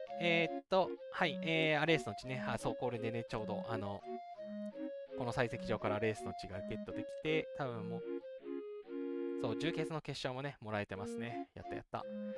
はい。まずそう、準備として、そう、女神像をね、この魂化率、これをね、可能な限り上げましょうと、純存しちゃうんで、純存しちゃうので、あまりね、痛くないようにここ気をつけなきゃいけないです。ララさん、一時期ひどかった時がありましたね。今回は割とよくドロップしてます、真鍮スケール。そうですね、今回と前々回ぐらいからですかね、ドロップ率改善したかなとは思いますね。なんか、ほんと、1月、2月あたりはマジで全然落ちなくて、絶望してた覚えが。はい、喋りながらやるからちょっと長いのにしよう。はい、お助け寄せしましたということで。はい、まず、昨日兵士蘇生忘れたやん。まあ別、大したあれじゃないからいいか。はい、まず、準備として、この病院ですね。あれ、私担当官つけてないよね。病院が今、123万入るに対して私128万ということで、今超えてるんですけれども、病院をね、こんな感じで負傷兵でマックスにしますと。はい、以前ね、それこそ今、コメントしてくださってるララさんと、DSN チャンネルさん、ダーマスさんが、お話ししていたんですけど、そう、離脱兵送りをするやり方ですね。はい、離脱兵送りをするときのやり方と同じで、T1 兵とかがT1 兵とかが安いんでおすすめです。T1 兵とかをわざと自殺で殺して病院を埋めるんですよね。で、この埋めた状態でさらに殺すと、今度は離脱兵になるんですよ。はい。で、今私、離脱兵はね、これ普通にバーブの攻略で減ってたんで、こんなに入ってるんですけど、今度離脱兵になりますと。で、離脱兵を、もう今私は17万5000入るんですけど、この17万5000を超えると、今度は、魂チャンスに入るんですよ。はい。離脱兵がマックスになってる状態で、例えば、1万人ですかね。1万人兵士が、お亡くなりになると、3400は、魂化して、残りの6600は完全に消滅しますと。はい。キルイベントとかで消滅するやつですね。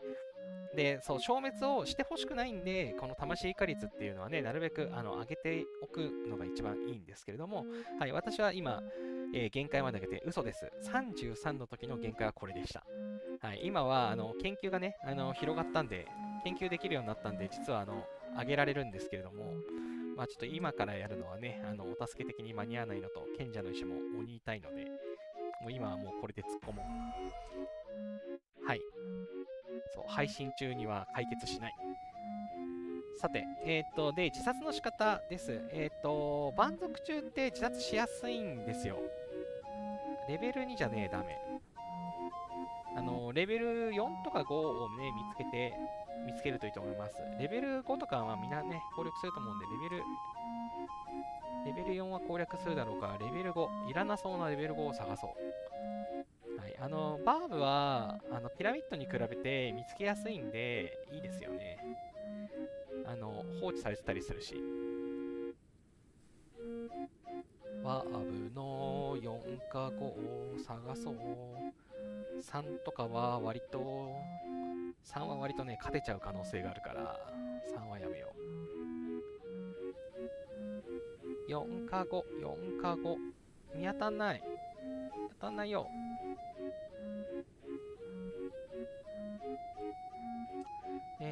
あといそうなのはこの辺。2。はい、バーブを見つける。バーブが見当たらない。あ、どっかに共有されてたりしない？どっかに共有されてたりしない？しないな。しなかったわ。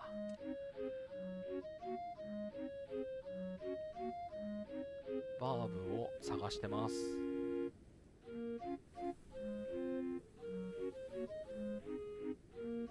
見当たらないな。ピラミッドよりは見つけやすいと言いつつも、まあまあ、そこまで簡単には見つかんないですね。あんまり同盟が近いところだと、もうすでにね、攻略されてたりとかするだろうから。大体ね、相場決まってて、あれに、なんか低いのしか見当たんないな。レベル1。はい。そう、レベル2とか普通に勝てちゃうんですよね、全部 T1 でも。だからね、よくないんですよ。しっかり、強いバームに自殺。ララさん、何この放置されてるやつ。何この放置されてるやつ。入りたいけど。誰か捨ててんじゃん。ララさん、一時期ひどかった。いらんときはいっぱい転がってるのに探すと見つからないんですよね。いや、ほんとそうですよね。そう。忙しいとき出てこないのに、あったわーい。あ、しかもクソ強い 1B だって。これは後でシェアしよう。みんな攻略するといい。私はこれポイントさえもらえない。はい、ここから自殺しようと思います。まず重要なのが、そう、蛮族の期間はやりやすいですっていうのは、そう、まず蛮族のこのチャレンジ回数9回ってなってるんですけど、負けてるときチャレンジ回数減らないのと、蛮族で、そう、純粋に強いんですけど、これモンスター、PVP とモンスターの合いの子みたいな感じなので、安全に自殺ができるんですよね。ララさん、レベル4とかあと資源ゲット目的で焼いて放置はありますね。はい、私も、さっき、なんでよとか言いつつ、私もレベル3で同じことやるので、はい、驚いただけで文句ではないということでそう、しますよね。だって資源美味しいんすもん。あ、出そうかなと思ったんですけど、研究が完了しちゃった。このぐらいでも研究すぐ完了するね。素晴らしい。はかどる。わーい、わーい。研究。はい、今からやろうとしているのは、病院がマックスなので、今度は、この、女神像の、離脱兵をマックスにしようと思います。17万5000なので、あと12万ちょいぐらいですね、自殺をしますと。で、バーブは1回で死ぬ量挑戦しやすいんですよ。必ずモンスターと同じような損傷の仕方をするんで、10%死ぬんですよね。なので、今、スカウトキャバリー100万でいくと、多分、10万死ぬんですよ。114万でしょ？ 12 万だったよな。これすごいちょうどいい気がするんだよな。殴ろう。はい、こんな感じで攻撃敗北数ということで負けますと。はい、ちょうどね、10万ぐらい減りましたね。10万2000離脱兵になりましたということで、こんな感じで、安全に自殺させることができます。はい。まあ、病院をね、100万埋めるためにはめちゃくちゃ殴らなきゃいけないんで結構大変なんですけど、離脱兵はね、10万とかの単位なんで、結構すぐにね、埋めることができますということで、まあ、こんな感じでですね、今10万埋まったんで、多分残り2万ないぐらいじゃない？そうですね、1万9000。あと、離脱兵1万9000作ると、それを超えた分は、今度は、魂化チャンス。はい、消滅か魂化かのチャンスになりますと。はい。で、もうここまで来たら、あとはもう調整ですね。もう、1万2000。いや、先にね、T1 で埋めようか。はい。ここで11万とかにすればいいんですね。はい。11万。で、これで1万1000死ぬでしょう。正確には、90% 残って10%死ぬっていう感じなんで、これだと確実に、離脱兵だけですよね。うん、はい、9万9000。これ予定通りです。で、次から魂化チャンスに入るので、ここで、おすすめなのが、このスカウトキャバリー T1 の馬って多分皆さんね、防衛で使うことになると思うので、捨てるのはこの戦士とショートスピアマン。私これなんでこんな持ってるかっていうと、皆さんもね、きっと持ってると思うんです。やられた時にもらうこの兵士トークンですね。この兵士トークン溜まってると思うんですよ。この兵士トークンをこのタイミングで出しましょうと。はい。こいつら多分そんな使わないと思うので、こういう時に出します。気兼ねなく吹っ飛ばします。はい、めちゃくちゃこれで、殺していくと。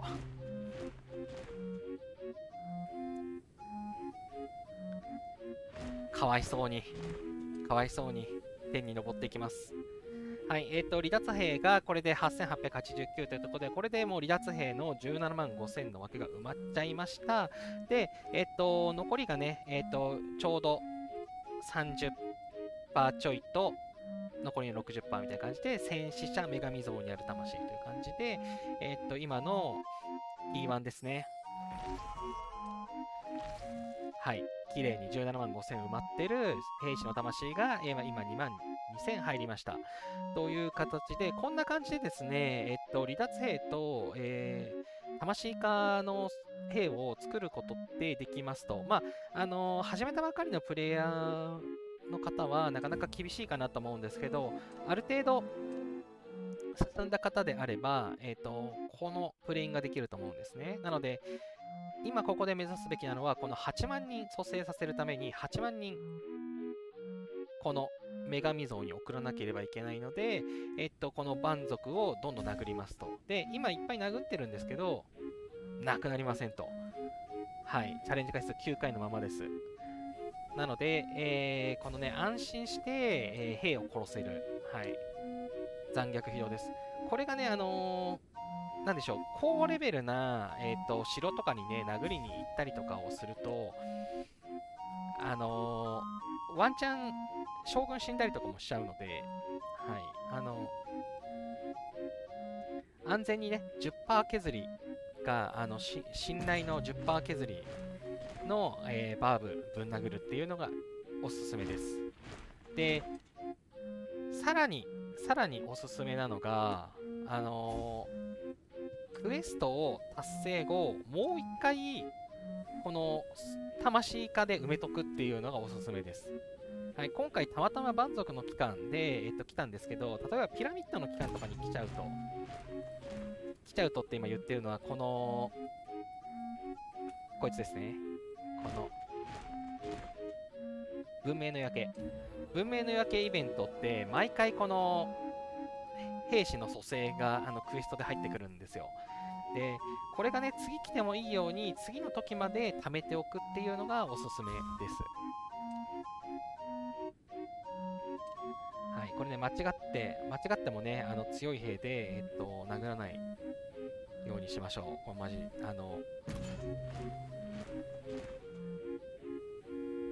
涙じゃ済まないことになるので。はい。これで、4回分やったよね。4回分やったよね。ということで、はい。魂が今84,542ということで、元々の、目標であった、あ、ここにあるんだった。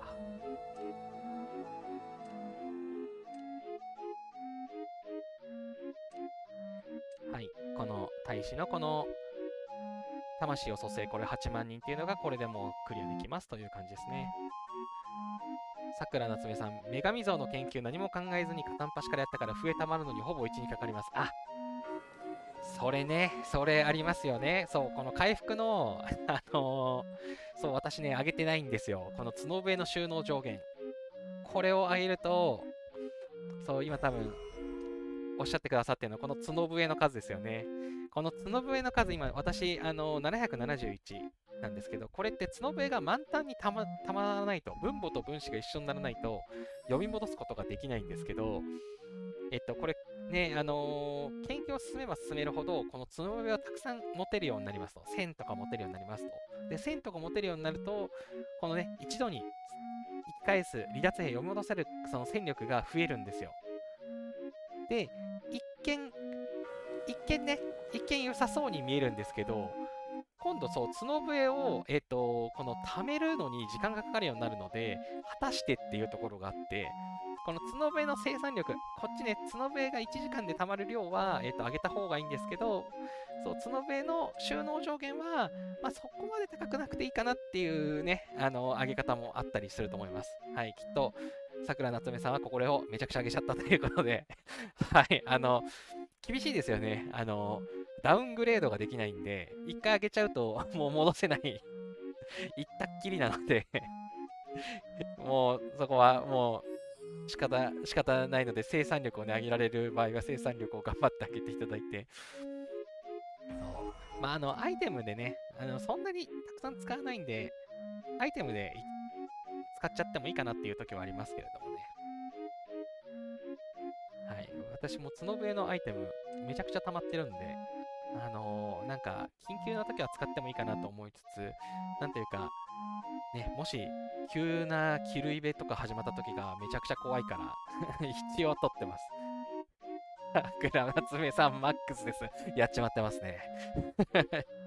やっちまってますね。しょうがないと思います。いや、マックスに上げてるのは素晴らしいことだと思います。はい。ということで、まあ私は今これクエストがね、クリアできるので。ララさん、女神像に離脱兵がいるときは、モンハン角笛そのものがブロックするから、すぐに集まりますよ。モンハン頑張ると良いです。そうですね、その通りだと思います。なので、おすすめのプレイングとしては、離脱兵の人数は常に1以上いるようにするのがいいですよね。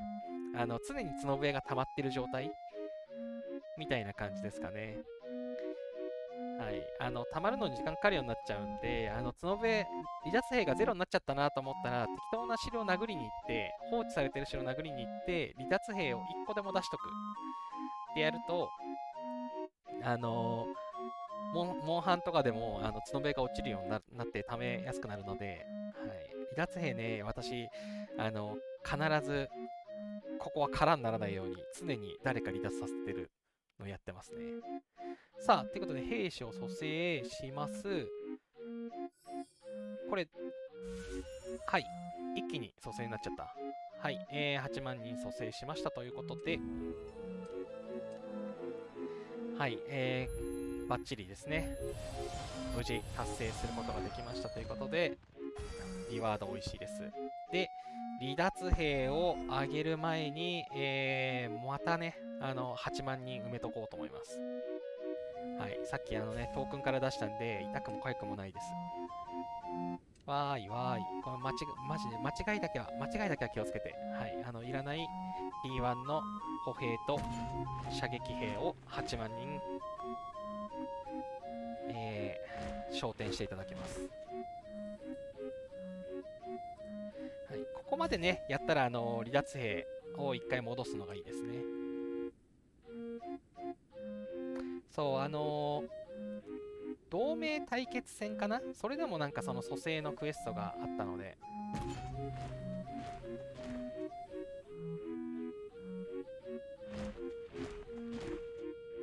はい。何回だろう、多分ね、5回ぐらい殴る必要がある気がするんだよな。殴る。E1 のね、戦士とショートスピアマンはね、そんなにいらないんで、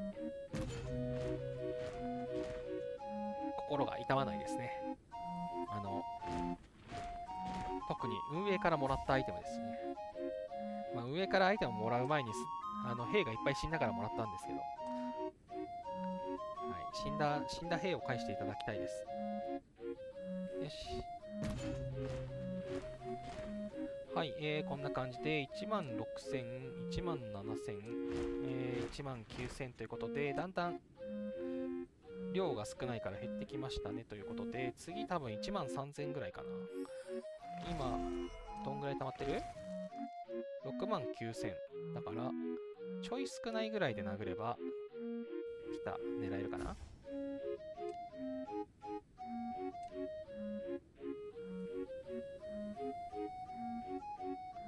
これをちょっと減らす。5。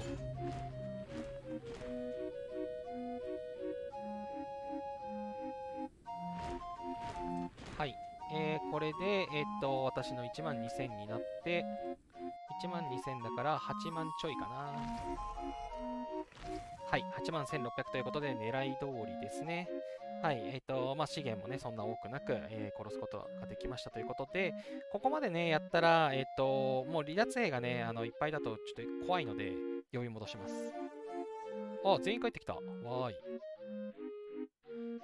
はい、こんな感じでですね、この文明の夜明けのクエストは、クリアできるかなと思いますので、うまく離脱兵をね、使っていただけるといいんじゃないかなという感じです。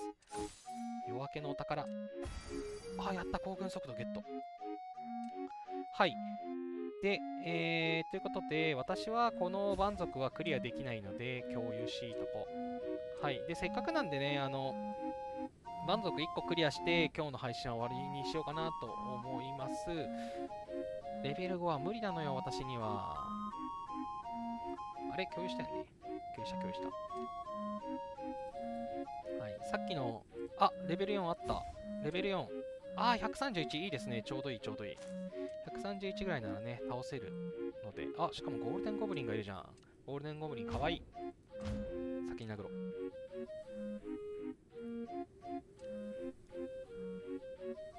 ゴールデンゴブリンはね、もう見つけたらすぐ倒す。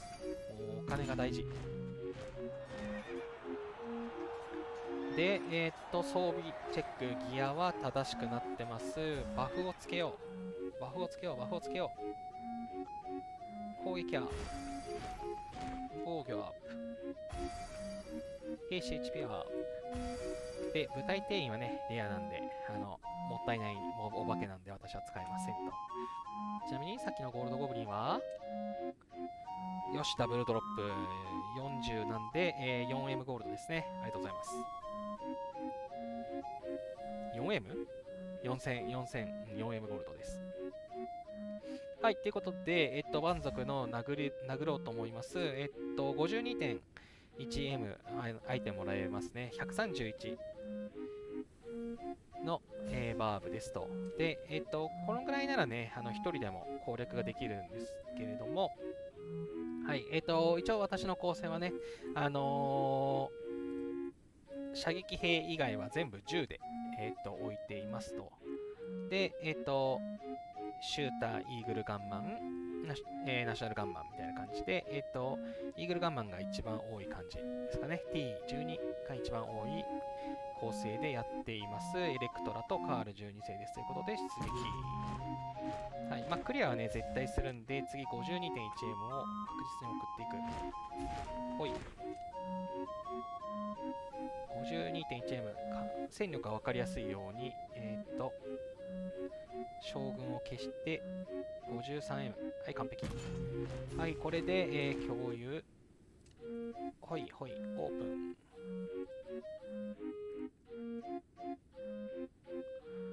ほい。はい、3186もらえて美味しいですと。で、一応ね、戦力を見てきます。今回は、7.6M ゲットで、なんか負傷兵13出てる。なんで？あ、負傷兵は出るわ。思い出した。はい。負傷兵13の離脱兵1万ということで、離脱兵はね、ただで復活ができるんで、この資源 7.6M が丸儲けですね。で、この負傷兵は、病院いっぱいなんですけど、これですね、工場兵器は、病院じゃなくて、罠工場に入るので、はい、この方たちはね、ジェムがかかっちゃう方たちですね。まあでも別に、対して、たった13なんで、まあ、チリツモでね、やばいことになるんですけれども、はい、まあ、許せる範囲でしょうということで、離脱兵作戦を使っていると、なんでしょう、強い兵士が死んでも、ただで復活させることができますんで、これめちゃくちゃおすすめです。はい。T1 兵を使ってるような方はね、まずは、蛮族をね、ボコボコに殴って、回復して、病院埋めて、その状態で、しっかり離脱兵が作戦を有効活用して蛮族するといいのかなって思います。もう、めちゃくちゃ強くて、最初から負傷兵が300とか30とかしか出ないぜっていう方はね、いいと思うんですけど、私はまだね、そこまで強くないので、はい、3186ということで。まあ、ここはね、きっと、デバフですね。今、兵士のバフがこれ500とかあるんで、このデバフがね、もうちょっと、今回属州都市をね、連れていけないので、やっぱ研究のデバフが大事ですよね。この研究のデバフが上がると、もうちょっと楽なんだろうなって思ったりしています。月見さん、実地で自傷行為やっていただいてありがとうございます。はい、リアルタイムで。私、すでに病院を埋めてあったんで、スムーズにいけました。はい、病院をね、埋めるのはね、ちょっとね、若干大変なんですけど、病院がね、埋まってるとすぐにできます。で、病院も、まあ、T1 なんで、そんなに痛くないんですよね。明日とか、シャロンの戦場があるんで、ちゃんと病院もね、回復させなきゃいけないんですけども、ちゃんと特別担当官、エレクトラさん特別担当官でつけられるんで、回復。まあ私、イーグルキャバリーいくつか死んでるから6デイとかかかっちゃいますけど、まあこれも、イーグルキャバリーいなかったらイーグルキャバリーいなくてもやっぱ100万いるから6デイかかるんだな。はい。6デイ。6デイかかりますと。6デイって、6デイかかりますということなんですけれども、これも今都合が良くて、はい、カーニバルリターンですね。回復のスピードアップ使えますんで。まあ、なんか6デイぐらいだったらね、これ全然、なんていうか、ちにならないんで、微妙なんですけれども、はい、うまくね、戦場とかの回復もやって、回復のスピードアップもね、クリアできるといいかなって思いますということで、リソースなんかはね、全然 T1 なので、1.4M とかで済むんで、全然優しいもんですよね。はい。本当はね、病院はあんまり上げたくなかったんですよ。病院の若埋めるの大変で。でも、このね、化学工場を上げるために、工場を34にするための要件が、化学工場レベル33で、化学工場を上げるための条件が病院なんですよ。っていうのでね、病院を先に上げざるを得なかったですね。はい、病院は、そのサーバー戦争が散る直前まで上げないようにしようって思ってたんですけど、はい、まさかの罠が起こりありました。はい、そんなところで、はい、私は、寝るまでにですね、いくつかバーブを攻略して、このチャレンジ回数ですね、これを、まあ、3とか2とかに減らした状態にして寝ようかなと思います。なかなか多分、日中はそんなにやれないと思いますので。はい、あ、忘れてた。お顔整形の話したかったわ。ありがとうございます。月見さんありがとうございます。そう。いやー、そうですよね。いや、もうなんか、先週の出来事だったので、まるで水に流しそうになっちゃいましたけど、大事件がありましたね。皆さんも、はい、ちょっとね、憤りを覚えた方が多いんだと思うんですよ。特に今ね、ここで、見てくださってる方って、ほぼね、日本人の方だと思いますと。ね、日本人の方、今見えてた。日本人の方はね、ね、日本のやつに、単純にね、文明として日本強いので、日本を選んでた方多かったと思うんですよ。はい。まず、はい、JAL さんのアバターは、頭身が高くなりました。イケメンになりました。はい。私は、はい、かっこよくなったんですけど、違うんですよ。私は、かっこ悪くておもろいなと思って選んでたんで、これはね、ちょっとね、望んでない変更です。はい。ということで、アバターが変わりました。アバターとアイコンが変わりましたということで、はい。この文明ですね、アメリカの文明なんですけど、アメリカの文明は全体的にいい変更だと思います。はい。こいつね、かっこよくなったから、むしろ規定列度が上がったんじゃねえかっていう感じがしますね。はい。コレクションとかには影響がないんです。通常のこの文明のね、アバターが今回変わったんですね。はい。ということで、私は、なんかあんまりこれにしてる理由がなくなったんで、こいつに変えようかな。肖像変更使いますか肖像変更ってなんかクソ余ってた気がするから使おう。カウボーイにしよう、カウボーイ。カウボーイにします。はい。アメリカは、どれも、基本的にはいい変更になってるかなと思います。はい。なんか、こいつだけやさぐれた感がありますけれども。で、問題は、なんかカウボーイかっけえな。カウボーイにしました。問題はですね、ジャパンですよ、ジャパン。私はコレクションのだから話に混ざれない。いやいや、話混ざれますよ。だってもう、WC、ワールドチャットとか AC とかもうやばくないですか？一番やばいの今ちょっと探すんで。いや、もうね、残念ですよ。変化がなかったのは嬉しいことだと思います。いないわ。まずね、みんな変えちゃったからそもそも減ったんですよね。そもそも減ったんですよ。あの探すならこっから探すのがいいわ。ランキングから探そう。いや、てかそう、コレクションのすごいですよね。コレクションって、お高いんでしょっていう。どの人がどれだっけな。こっから見るより、あれだ。同盟のメンバーから見ちゃおう。いらっしゃいました。はい。はい、解約1。ちょっとね、人の、ね、メンバーのやつを見て解約っていうのもちょっと申し訳ないんですけど、言わざるを得ない。言わざるを得ない、これは。はい、清楚系なお嬢様から、目つきがちょっとあれな、やばい感じの遊女になってしまわれた、この日本のアバターですね。はい。非常に残念です。前のこの日本女性のアイコンね、可愛くて使ってる方多かったんですけども、これにしてた方、軒並み変更しましたね。この方はまだ使っていらっしゃるようなんですけれども、なかなか、使用率が減ってしまったアバターだと思います。はい。月見さん、だいぶこの顔やめちゃいましたよ。そうですよね。はい。この顔、めちゃくちゃ減ったんですよ。はい。文明も韓国だから変更なし。そう、韓国影響なかったんですよね、全然。はい、次、日本のこの方。はい、この方、なんかね、前のやつ、若干なんかロボっぽかったような感じがしたんですけれども、なんか仮面を取りましたよね。なぜか。今、仮面持ってるんですけど、こいつなんで仮面も外したのかよくわかんない。お顔を出して、なんか農家上がり感が増えたね。あの、アバターに変わりましたね。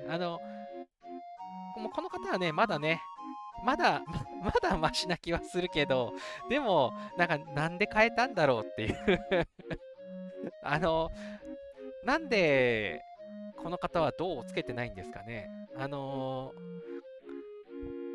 全体的に、運営の趣味が寄ってると思います。確実に胸を強調したい、もう運営は胸を強調したくてたまらないんじゃないかなって思うぐらい、なんか胸が揺れ始めたり、巨大になったりとかいうのでね、なんかすげえその辺変更したよなって思ってます。はい。この方、なぜ銅をつけてないのかっていう、前どうだったんだろう覚えてないんだけれども、なんか、こんなに胸強調されてたっけなっていう、なんで顔を出したんだろうなっていう、なんか不思議な、はい、変更ですね。はい。ララさん、ツラタン、はい、心中お察しします。あの、日本勢、日本勢、日本勢残念すぎます。はい、あとこれですかね。はい、これはね、前はもうちょっと信長感あったんですけど、なんかちょっと、実在する俳優感が出てきましたね。AI 生成みたいな絵。ほんとそう。AI 生成みたいな絵な気がします。はい。なんでなんでしょうね。時代波に乗ったのかな。ララさん、前から顔出てました。前から顔出てましたっけ？なんかあんまり覚えが覚えがなかった印象が薄かったんですけど、そうなんですね。つくみさん、でもヨーロッパの女の人は胸当てがプラスサイズだと少し隠れて、そうなんですね。運営の趣味、運営の趣味ってわけでも。これですね。はい、やさぐれ感が増した宮本武蔵ですかね。はい、ちょうどね、刀もなんか2本あるっぽいんで、はい、彼もね、美青年だった感じからやさぐれになりましたね。確かにララさん、そうだ、ツイッターのアイコン、あれでしたね。いや、なんか、アップして見たことがなかったので、そう、顔出てたのか。なんか、そうか、ちょっと、後で見に行こうと思います。なるほど。はい、こいつも、まあ、これはね、なんというか、なんだろう、方向性が急に真逆に、真逆になって、なんかわかんないですね、人生を一周しちゃったのか、敗北を経験したのかよくわからないですけど、やさぐれてしまいましたが、彼は、なんていうか、いや、悪化は悪化だと思いますけどね。別軸でプラスしてほしかった気がしますね。前のやつは残して、こいつを変えてほしかったなっていう感じがしますけど、はい、はい、未成年から、宮本武蔵風なおっちゃんになりましたね。はい、もう不思議です。不思議です。彼はね、彼はなんかイケメンになりましたね。昔もっとなんか野蛮な、なんでしょう、盗賊の棟梁みたいな雰囲気だったんですけど、なんか、選手感が、まあでもね、ちょっと、なんか獣感ありますんで、あれですけど。はい、あとこいつね。こいつね、なんか知んないけど、眉間にシワ増えてるんですよ、多分。前もうちょっと若かったと思うんですけど、なんか、おじちゃんになっちゃいましたね。はい。なんでなんでしょうね。あ、この方ね、この方なんかね、剣を引き抜くようになりましたね。あの、この方もね、私前の方が好きだったんですよ。前ね、ハゲ親父感があって、なんかすごいなんか弱そうな雰囲気だったのに、顔がね、凛々しくなりましたね。この方も日本の俳優でいらっしゃいそうな、はい、はい、名前が、顔は出てるのに名前が出てこない、はい、お子さんも俳優の、アンがお子さんの、アンのお父さんは誰だなんかあの人みたいな。ね、おはげ様も前の、渡辺謙さん、さすが、そうですそう、渡辺謙さんっぽくないですか、これ、顔だけ見ると。はい、なんかなんか、凛々しくなったなっていう、なんていうか、前の方がね、愛嬌があって好きでした。ありがとうございます。そう、渡辺謙です。そう、言いたかったのは渡辺謙なんです。伝わってよかった。そう、彫りが深くなっちゃってね、前の方が愛嬌あったなって私は思ってて、ちょっとこのね、残念なんですよね。そのね、人のあの、仲間のやつ見て残念言うの非常に申し訳ないんですけど、はい、韓国の女性はね、変わりがないですね。韓国の女性は変わりないですね。これも韓国かな、女性は、はい、変わりがなくて、いいですね。あ、はい、この方はね、なんか急にムチムチになりましたね。なんか若返った気がします。はい、もともとこれもなんか人気なアバターでしたけども、はい、そう、アイコンがね、ここは、この同盟のメンバーリストは変わってるんですけど、なんか、チャット変わってる。昨日までチャット変わってなかったのに、チャット変わってるぞ。ついにチャットも変わってしまったのか。なんてこった。なんてこった。チャットとあれで顔違うぜって思ってたのに。はい。そうなんです。そう、ムチムチになっちゃいましたね。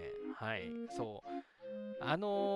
こいつとかも見て、めっちゃムチムチになってて、これ運営の趣味かなって思ったんですけど、胸も隠されたやつもいるということで、そう、こいつもね、ムチムチになってると思うんですよね。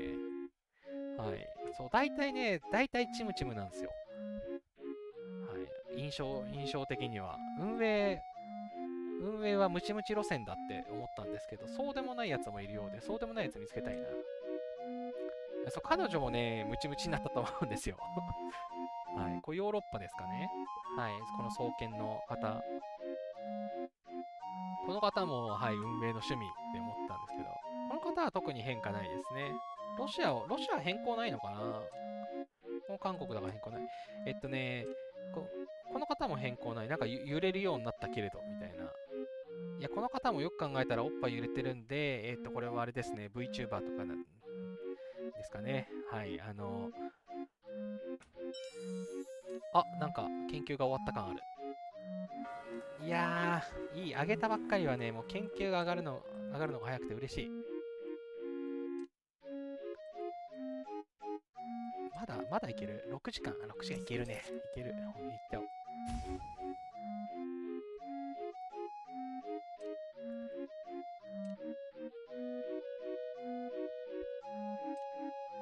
月見さん、それ、ヨーロッパのポニテの人、胸の布が増えたと思う。そうでしたっけ？胸の布増えました。でもこんな巨乳でした？あんまりなんか巨乳だったイメージがないけど、まあ、あんま前の覚えてないんですけど、こんなに谷間あったかなっていうところが胸の布増えたのかな。はい。ララさん、韓国、アラビア、ロシア、中国もですかね、今回は変更なしですということで、はい、そうなんですよ。変更なしなんですよね。あの、変更なしっていうのはどういうことかっていうあれな気がしていて、あの、変更なしっていうのは、このタイミングで変更しなかっただけで、また変更があるんじゃないかなって私は思ってます。はい、この方とかもロシアだっけ？はい、変わってないですよね。はい。この方はね、ちょっとなんか化粧が濃くなって、よりね、なんていうか、占い師感が増しましたね。元から占い師っぽかったですけど、より、なんというか、深いとこが見える占い師になったな、みたいな。はい。私的には踊り子より占い師かな、みたいな。ヒカさん、韓国だけど変えないでほしい。いや、絶対変えると思いますよ。こんな大掛かりに変えて。多分、一気に全部を変えるんじゃなくて、順番に変えようっていう、その8文明の4つっていう、ただそれだけの気がしてるんですよね。可愛かったのになんでケバいお化粧。いや、そう、ケバくなりましたね。そう、なんか、はい。素敵な占い師だったのに、ちょっと売れなくなってやさぐれちゃったんじゃないかなっていうぐらいの、ちょっと、なんか若干ね、はい、ケバくなっちゃったなっていう感じがしますね。あ、これはアラビアなんでね、変わってないですね。はい、そんなところかな。すぐ見える範囲。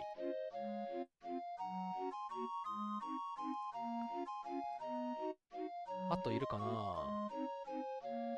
まあ、大体ね、偏ってるんでね、そう。これは変わってないですもんね。これは韓国だからそう変わってないですもんね。女子はのけなみケバブチャイクに。いや、悲しすぎるケバブチャイク。こいつもロシアだもんな。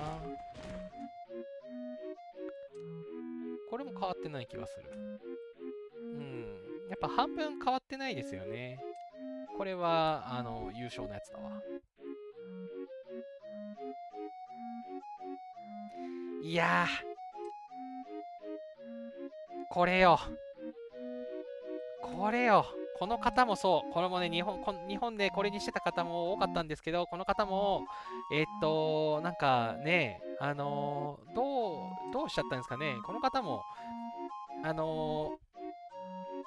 なんていうか、可愛い感じの、アバターだった気がしたんですけど、なんか、やけにリアルになって目つきとか、ちょっとあれな感じで、なんていうか、不良感が、不良くの一感が出ちゃいましたね。ララさん、今回かなり苦情が出たらしいので、今後の改変は良い方向になるかもしれない。いや、そうでしょうね。エボにも何年も経って流行り廃りを気にするようになったのか、なんていうか、な、なんなんですかね。ひいきではなく、ひいきではなく、日本のアバター悪くなりすぎだと思うんですよね。日本人だから日本のやつをよく見えるとか、そういう次元じゃないと思うんですよ。他のね、国の方も日本のやつアイコン使ってたのに変えるっていうね、大事が起こってるんで、なんていうか、日本、日本の文明を選んでいるのは、単純に文明のスペックが強いから選んでいるだけで、アバターを可愛くなくして変えさせようっていう策略なのかわからないですけど、ちょっとね意味がわからないあの意味がわからないと思いますね。あの、そのね、男女のアバターに関わらず、ブチャイクで使われてないとか、人気がないっていうのを良い方向に変えるならわかるんですけど、なぜデフレさせるのかっていうね、信じられない変更でしたね。不要なリアルさ。AI、もう、さくらさん、みんな釣り目、垂れ目のが好きなのに。ね、そう、なんでそう釣り目なんですかね。戦争だからみんな釣り目にしたいんですかね。ヒカさん、変える必要ないところに経費使うのはそうなんですよ。これね、前のゲームでもあったんですけど、アバター系の話って結構難しい。今回もし AI とかで作ってて、あんまり金がかかってないならいいんですけど、アバターって変えるのに、絵師さんにお願いして、お金払ってやってるので、定型に変えられないはずなんですよね。で、今回一回 Go が通ってリリースしたのにこんなに苦情が出るって結構重いですよね。なんで Go したんだろうな。クレスとかパラスとか将軍はいい感じなのに。いや、そう、なんか最近の将軍、なんかいいのが多い気がするんですよね。さくらさん、あれ、日本とかのアバター戻った。え、本当ですか？バージョンアップして戻った？それだったら最高。お、デアリンさん、こんばんは。お久しぶりです。お久しぶりです。お久しぶりです。こんばんは。すいません、これ、エボニーっていうマイナーないや、マイナー、日本ではマイナーなんだけど、世界で結構遊ばれてるゲームのそう、プレイ配信をしてます。ありがとうございます。あの、気軽に人に勧めづらいゲームなんですけれども、面白いゲームで、毎週火曜日配信しています。ちょっと今の話、気になるの、アップデートしたら顔戻るのかな。顔戻るとしたら両アップデートだと思います。マイナー言うたらあかん。いや、マイナー、ある意味有名ですよね。広告とかで死ぬほど出てくるんで、詐欺広告が死ぬほど出てくるんで。いや、ほんとね、進めづらいゲームなんだよな。まずね、パズルって言って進められないでしょ、嘘なんで。で、建築を楽しむゲームだよって言おうと思ったら、なんか途中からね、建築が全然できない、なんかどんどんなんか辛くなってくでしょ。なんか1ヶ月ぐらい経つと戦争が始まるようになって、なんかいろんな人からバチコリ殴られるようになるでしょう。もうなんかね、どう進めればいいんだろうな、このゲームっていうはい、戦争ゲームをやりたい人におすすめなゲーム。いや、そう、パレスさんとかね、パラスさんめっちゃおすすめ。パラスさんめっちゃ綺麗なのに。あ、動物の森みたいな、の森みたいなゲームね、ありますね。はい、動物の森みたいな、あの、お金を、お金をかけて、装飾をしたい方にとてもおすすめ。はい、非常に。今ならランキングも、ランキング今こんなことになってるんだ、やべえ。はい、ランキングは狙いません。はい、動物の森みたいなね、楽しめる要素もあるんですけれども、はい、基本的にはね、無課金でも遊べるゲームなんでね、そこはおすすめだと思うんですけど、クレス・パラスはファイナルファンタジー感。そうですね、そう、FF とか好きだと、こういうグラフィックはいいと思うんですよね。いや、他のもね、そう、エレクトラとかもめちゃくちゃいいと思いますし、私、この、無彩ですけど、この方とかもね、すげえいいなと思いますし、ティーチもね、黒ひげでいいと思いますし、この方もね、無駄になんか人形持ってるのとか可愛いと思うんですよね。いいと思ってるんですよね。韓国の顔ひげ青いやつとか中国のポイントおじさんは書いてほしい。顔ひげ青いやつとかって言いましたっけ？これアバター見る方法あんのかな？他の人のアバター簡単に見れないかな？文明変えるのに2000ジェムかかるからな。ちょっと気軽に変えづらいんだよな。ちなみにここにいる人いないのどういう条件なんだろうな。こんな人見たことないけど。あ、そういえばマロみたいな女性どうなったんだろう。あれ韓国かな？韓国か。なんかマロみたいな女性アバターいますよね。私ブラックリストにいた気がする。コリアン。これだ。これ韓国か。変わってないや。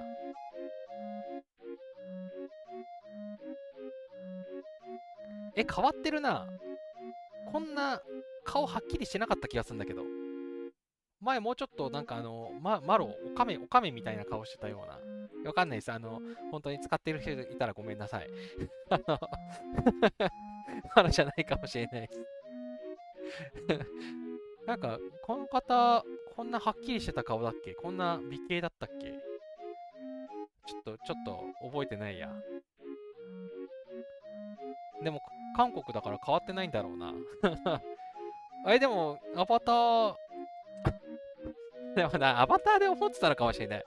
これね、アバターで見ると、この方顔ちっちゃいじゃないですか。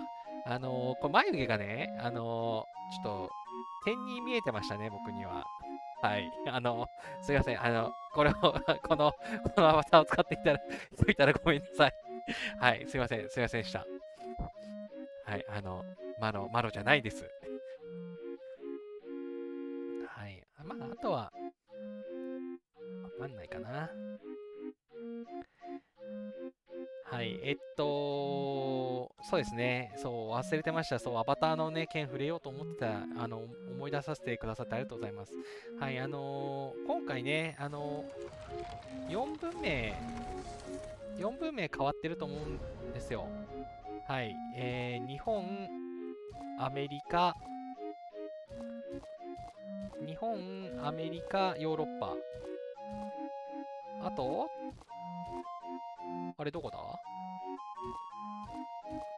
あ、そもそも文明は何個ある？ 1 個、2個、3個、4個、5個、6個、7個ですね。はい。今回変更を免れた、そう、今回はヨーロッパ、日本、アメリカが変わってると思いますと。なので、中国、韓国、ロシア、アラビア、はい、この辺がね、次回、どっかのタイミングで変わるか、それとも苦情が多すぎて変えないか。でも、すでに絵師さんに頼んでるんじゃないかというところで、まあどうなるんでしょう。さっきね、さくらさんが、あれ、アバター戻ったって言ってるので、もしかしたら、あ、ララさん、本当だ、戻った気がする。はい、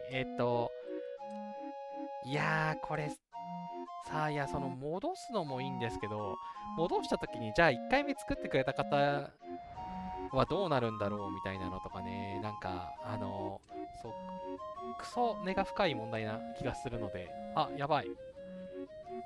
やばいやばいやばいやばい。スタミナが、貴重なスタミナが溢れてまう。溢れてまう。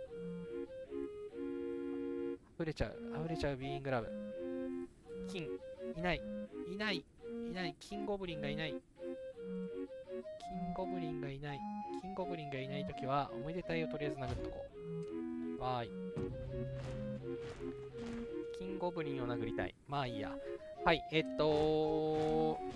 まあ一通り、ね、ちょっと、残念な話をしてきましたが、戻ったのかな？はい、バージョンアップで、アバターが戻るかもしれないということなので、はい、ぜひ、皆さんトライしてみてください。あの、いや、そりゃね、苦情来るよ。苦情来るよ。だってもう、フレンドとかの同盟の人めっちゃみんなアバター変えたもん。なんか、なんというか、使用率が、低いやつを改善して、高いやつは手をつけないっていうね、そういうやり方で、対応をね、していただけると、いいのを増やす方向でね、ぜひ、今後も変えてください。はい。アメリカはね、アメリカは比較的良かったんで、アメリカみたいな変更をね、皆さんしていただいて、この女性はなんかだいぶ凛々しくなりましたね。はい。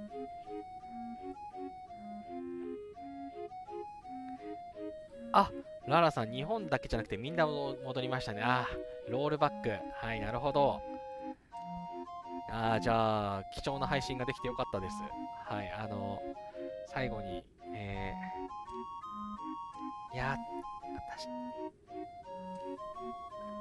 いや私的には、これかな。私的にはね、このアバター変更が一番残念でしたんで、これがね、戻るのは、良いと思います。良かったと思います。はい。僕はそう、このね、アバターが変わった時に一番最初に思ったのは、DSN チャンネルの、チョコラさんは、アバターが変わるのかっていうところがね、すごく気になったんですけれども、なんか、なんとなくね、このアイコンはショコラさんっていうね、イメージが私の中で、やっぱね、日本の中でDSN チャンネルってかなりね、偉大だと思うんですよ。かなり盛り上げてくださってるところだと思ってて、その中でもね、よく、お茶目な配信をしてくださる、ショコラさんのアバターっていう印象が私勝手に強かったので、はい、アバター変わっちゃうのかなみたいな思ってたんですけど、ヒカさん、ショコラさんは韓国ですよ。韓国になったんですか？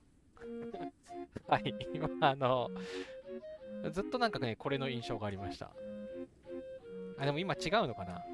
なるほど。はい。まあ、ただね、今、アバターが戻ったということなんで、私も早速アップデートをして、はい、先祖返りしたいと思います。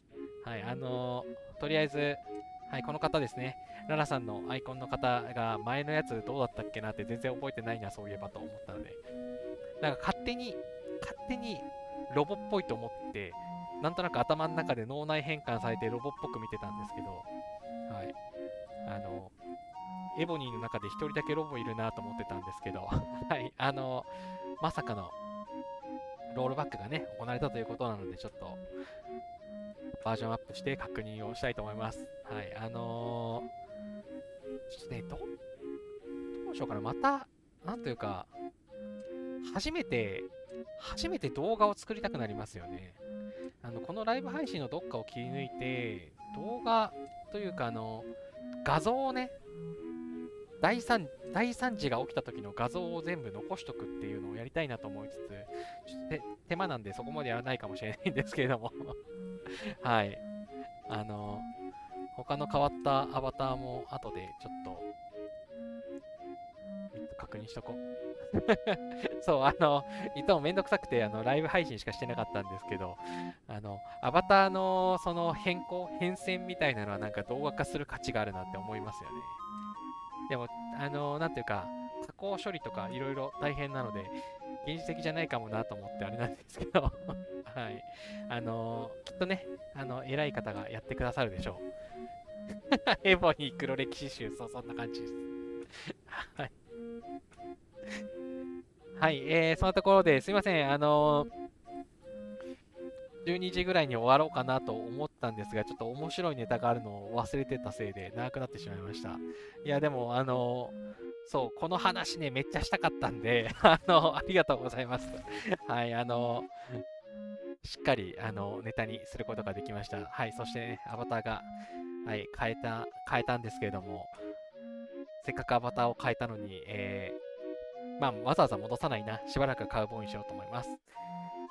はい、そんなところで、今日の配信はこれにて終了しようかなと思います。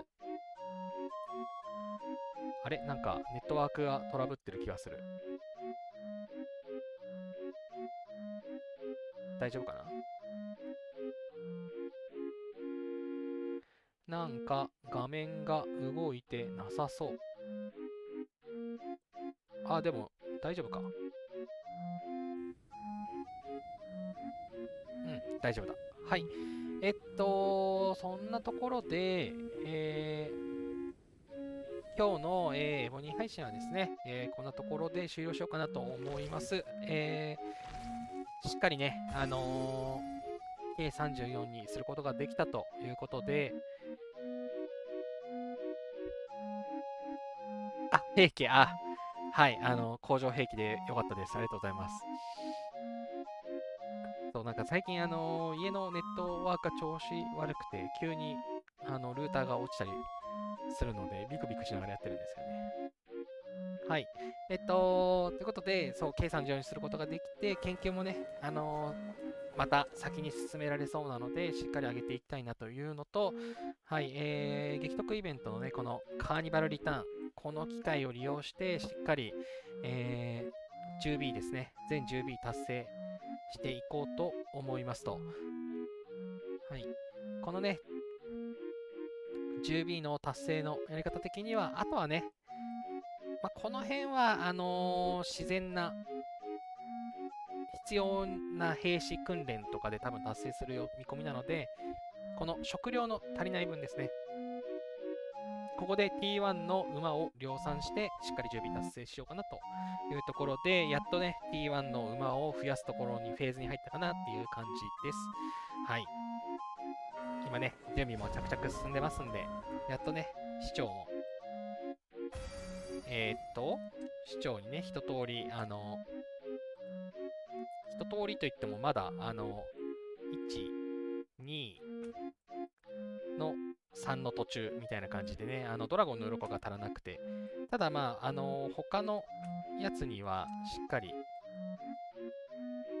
ね、ドラゴンの裏子不要なやつはちゃんともうつけてるので、はい、ちゃんと明美の装備でデバフをね、効くように、引き続きやっていこうかなっていう感じです。はい。ということで、なんとかね、9月の、サーバー戦争に向けて、しっかり準備進めているというところで、引き続き頑張りたいと思います。はい。ララさん何はともあれ、K30 おめでとうございましたです。ありがとうございます。はい。なんとか1年かかる前に K30 に、することができました。こっからまた一気に上げていきます。はい。無課金でもね、1年で K30 になれたということで、私、1ヶ月最初、プレイしてなかったんですけれども、なんとかなりますね。お疲れ様でした。ありがとう。おめでとう会、ありがとうございます。はい。ありがとうございます。引き続き頑張っていきます。ということで、はい、なんか途中でね、ちっちゃい、これ出すのを忘れたんですけれども、まあ、大きなところのね、イベントの説明はしたのでいいかなと思います。ということで、今日の配信はこれにて終わろうかと思います。はい、今日はね、まさかの、ジェムだけで、ジェムと資源だけじゃなくて、スピードの還元っていう、ね、資源還元イベントが来たということで、急いで K34 にしちゃいましたと、10B 消費目指してやってみましたというところの配信でした。はい、引き続きね、来週火曜日も、ボニープレイ配信をしていきたいと思いますので、よかったらチャンネル登録や高評価をして、またね、ご覧いただけたらと思います。はい、皆さんありがとうございます。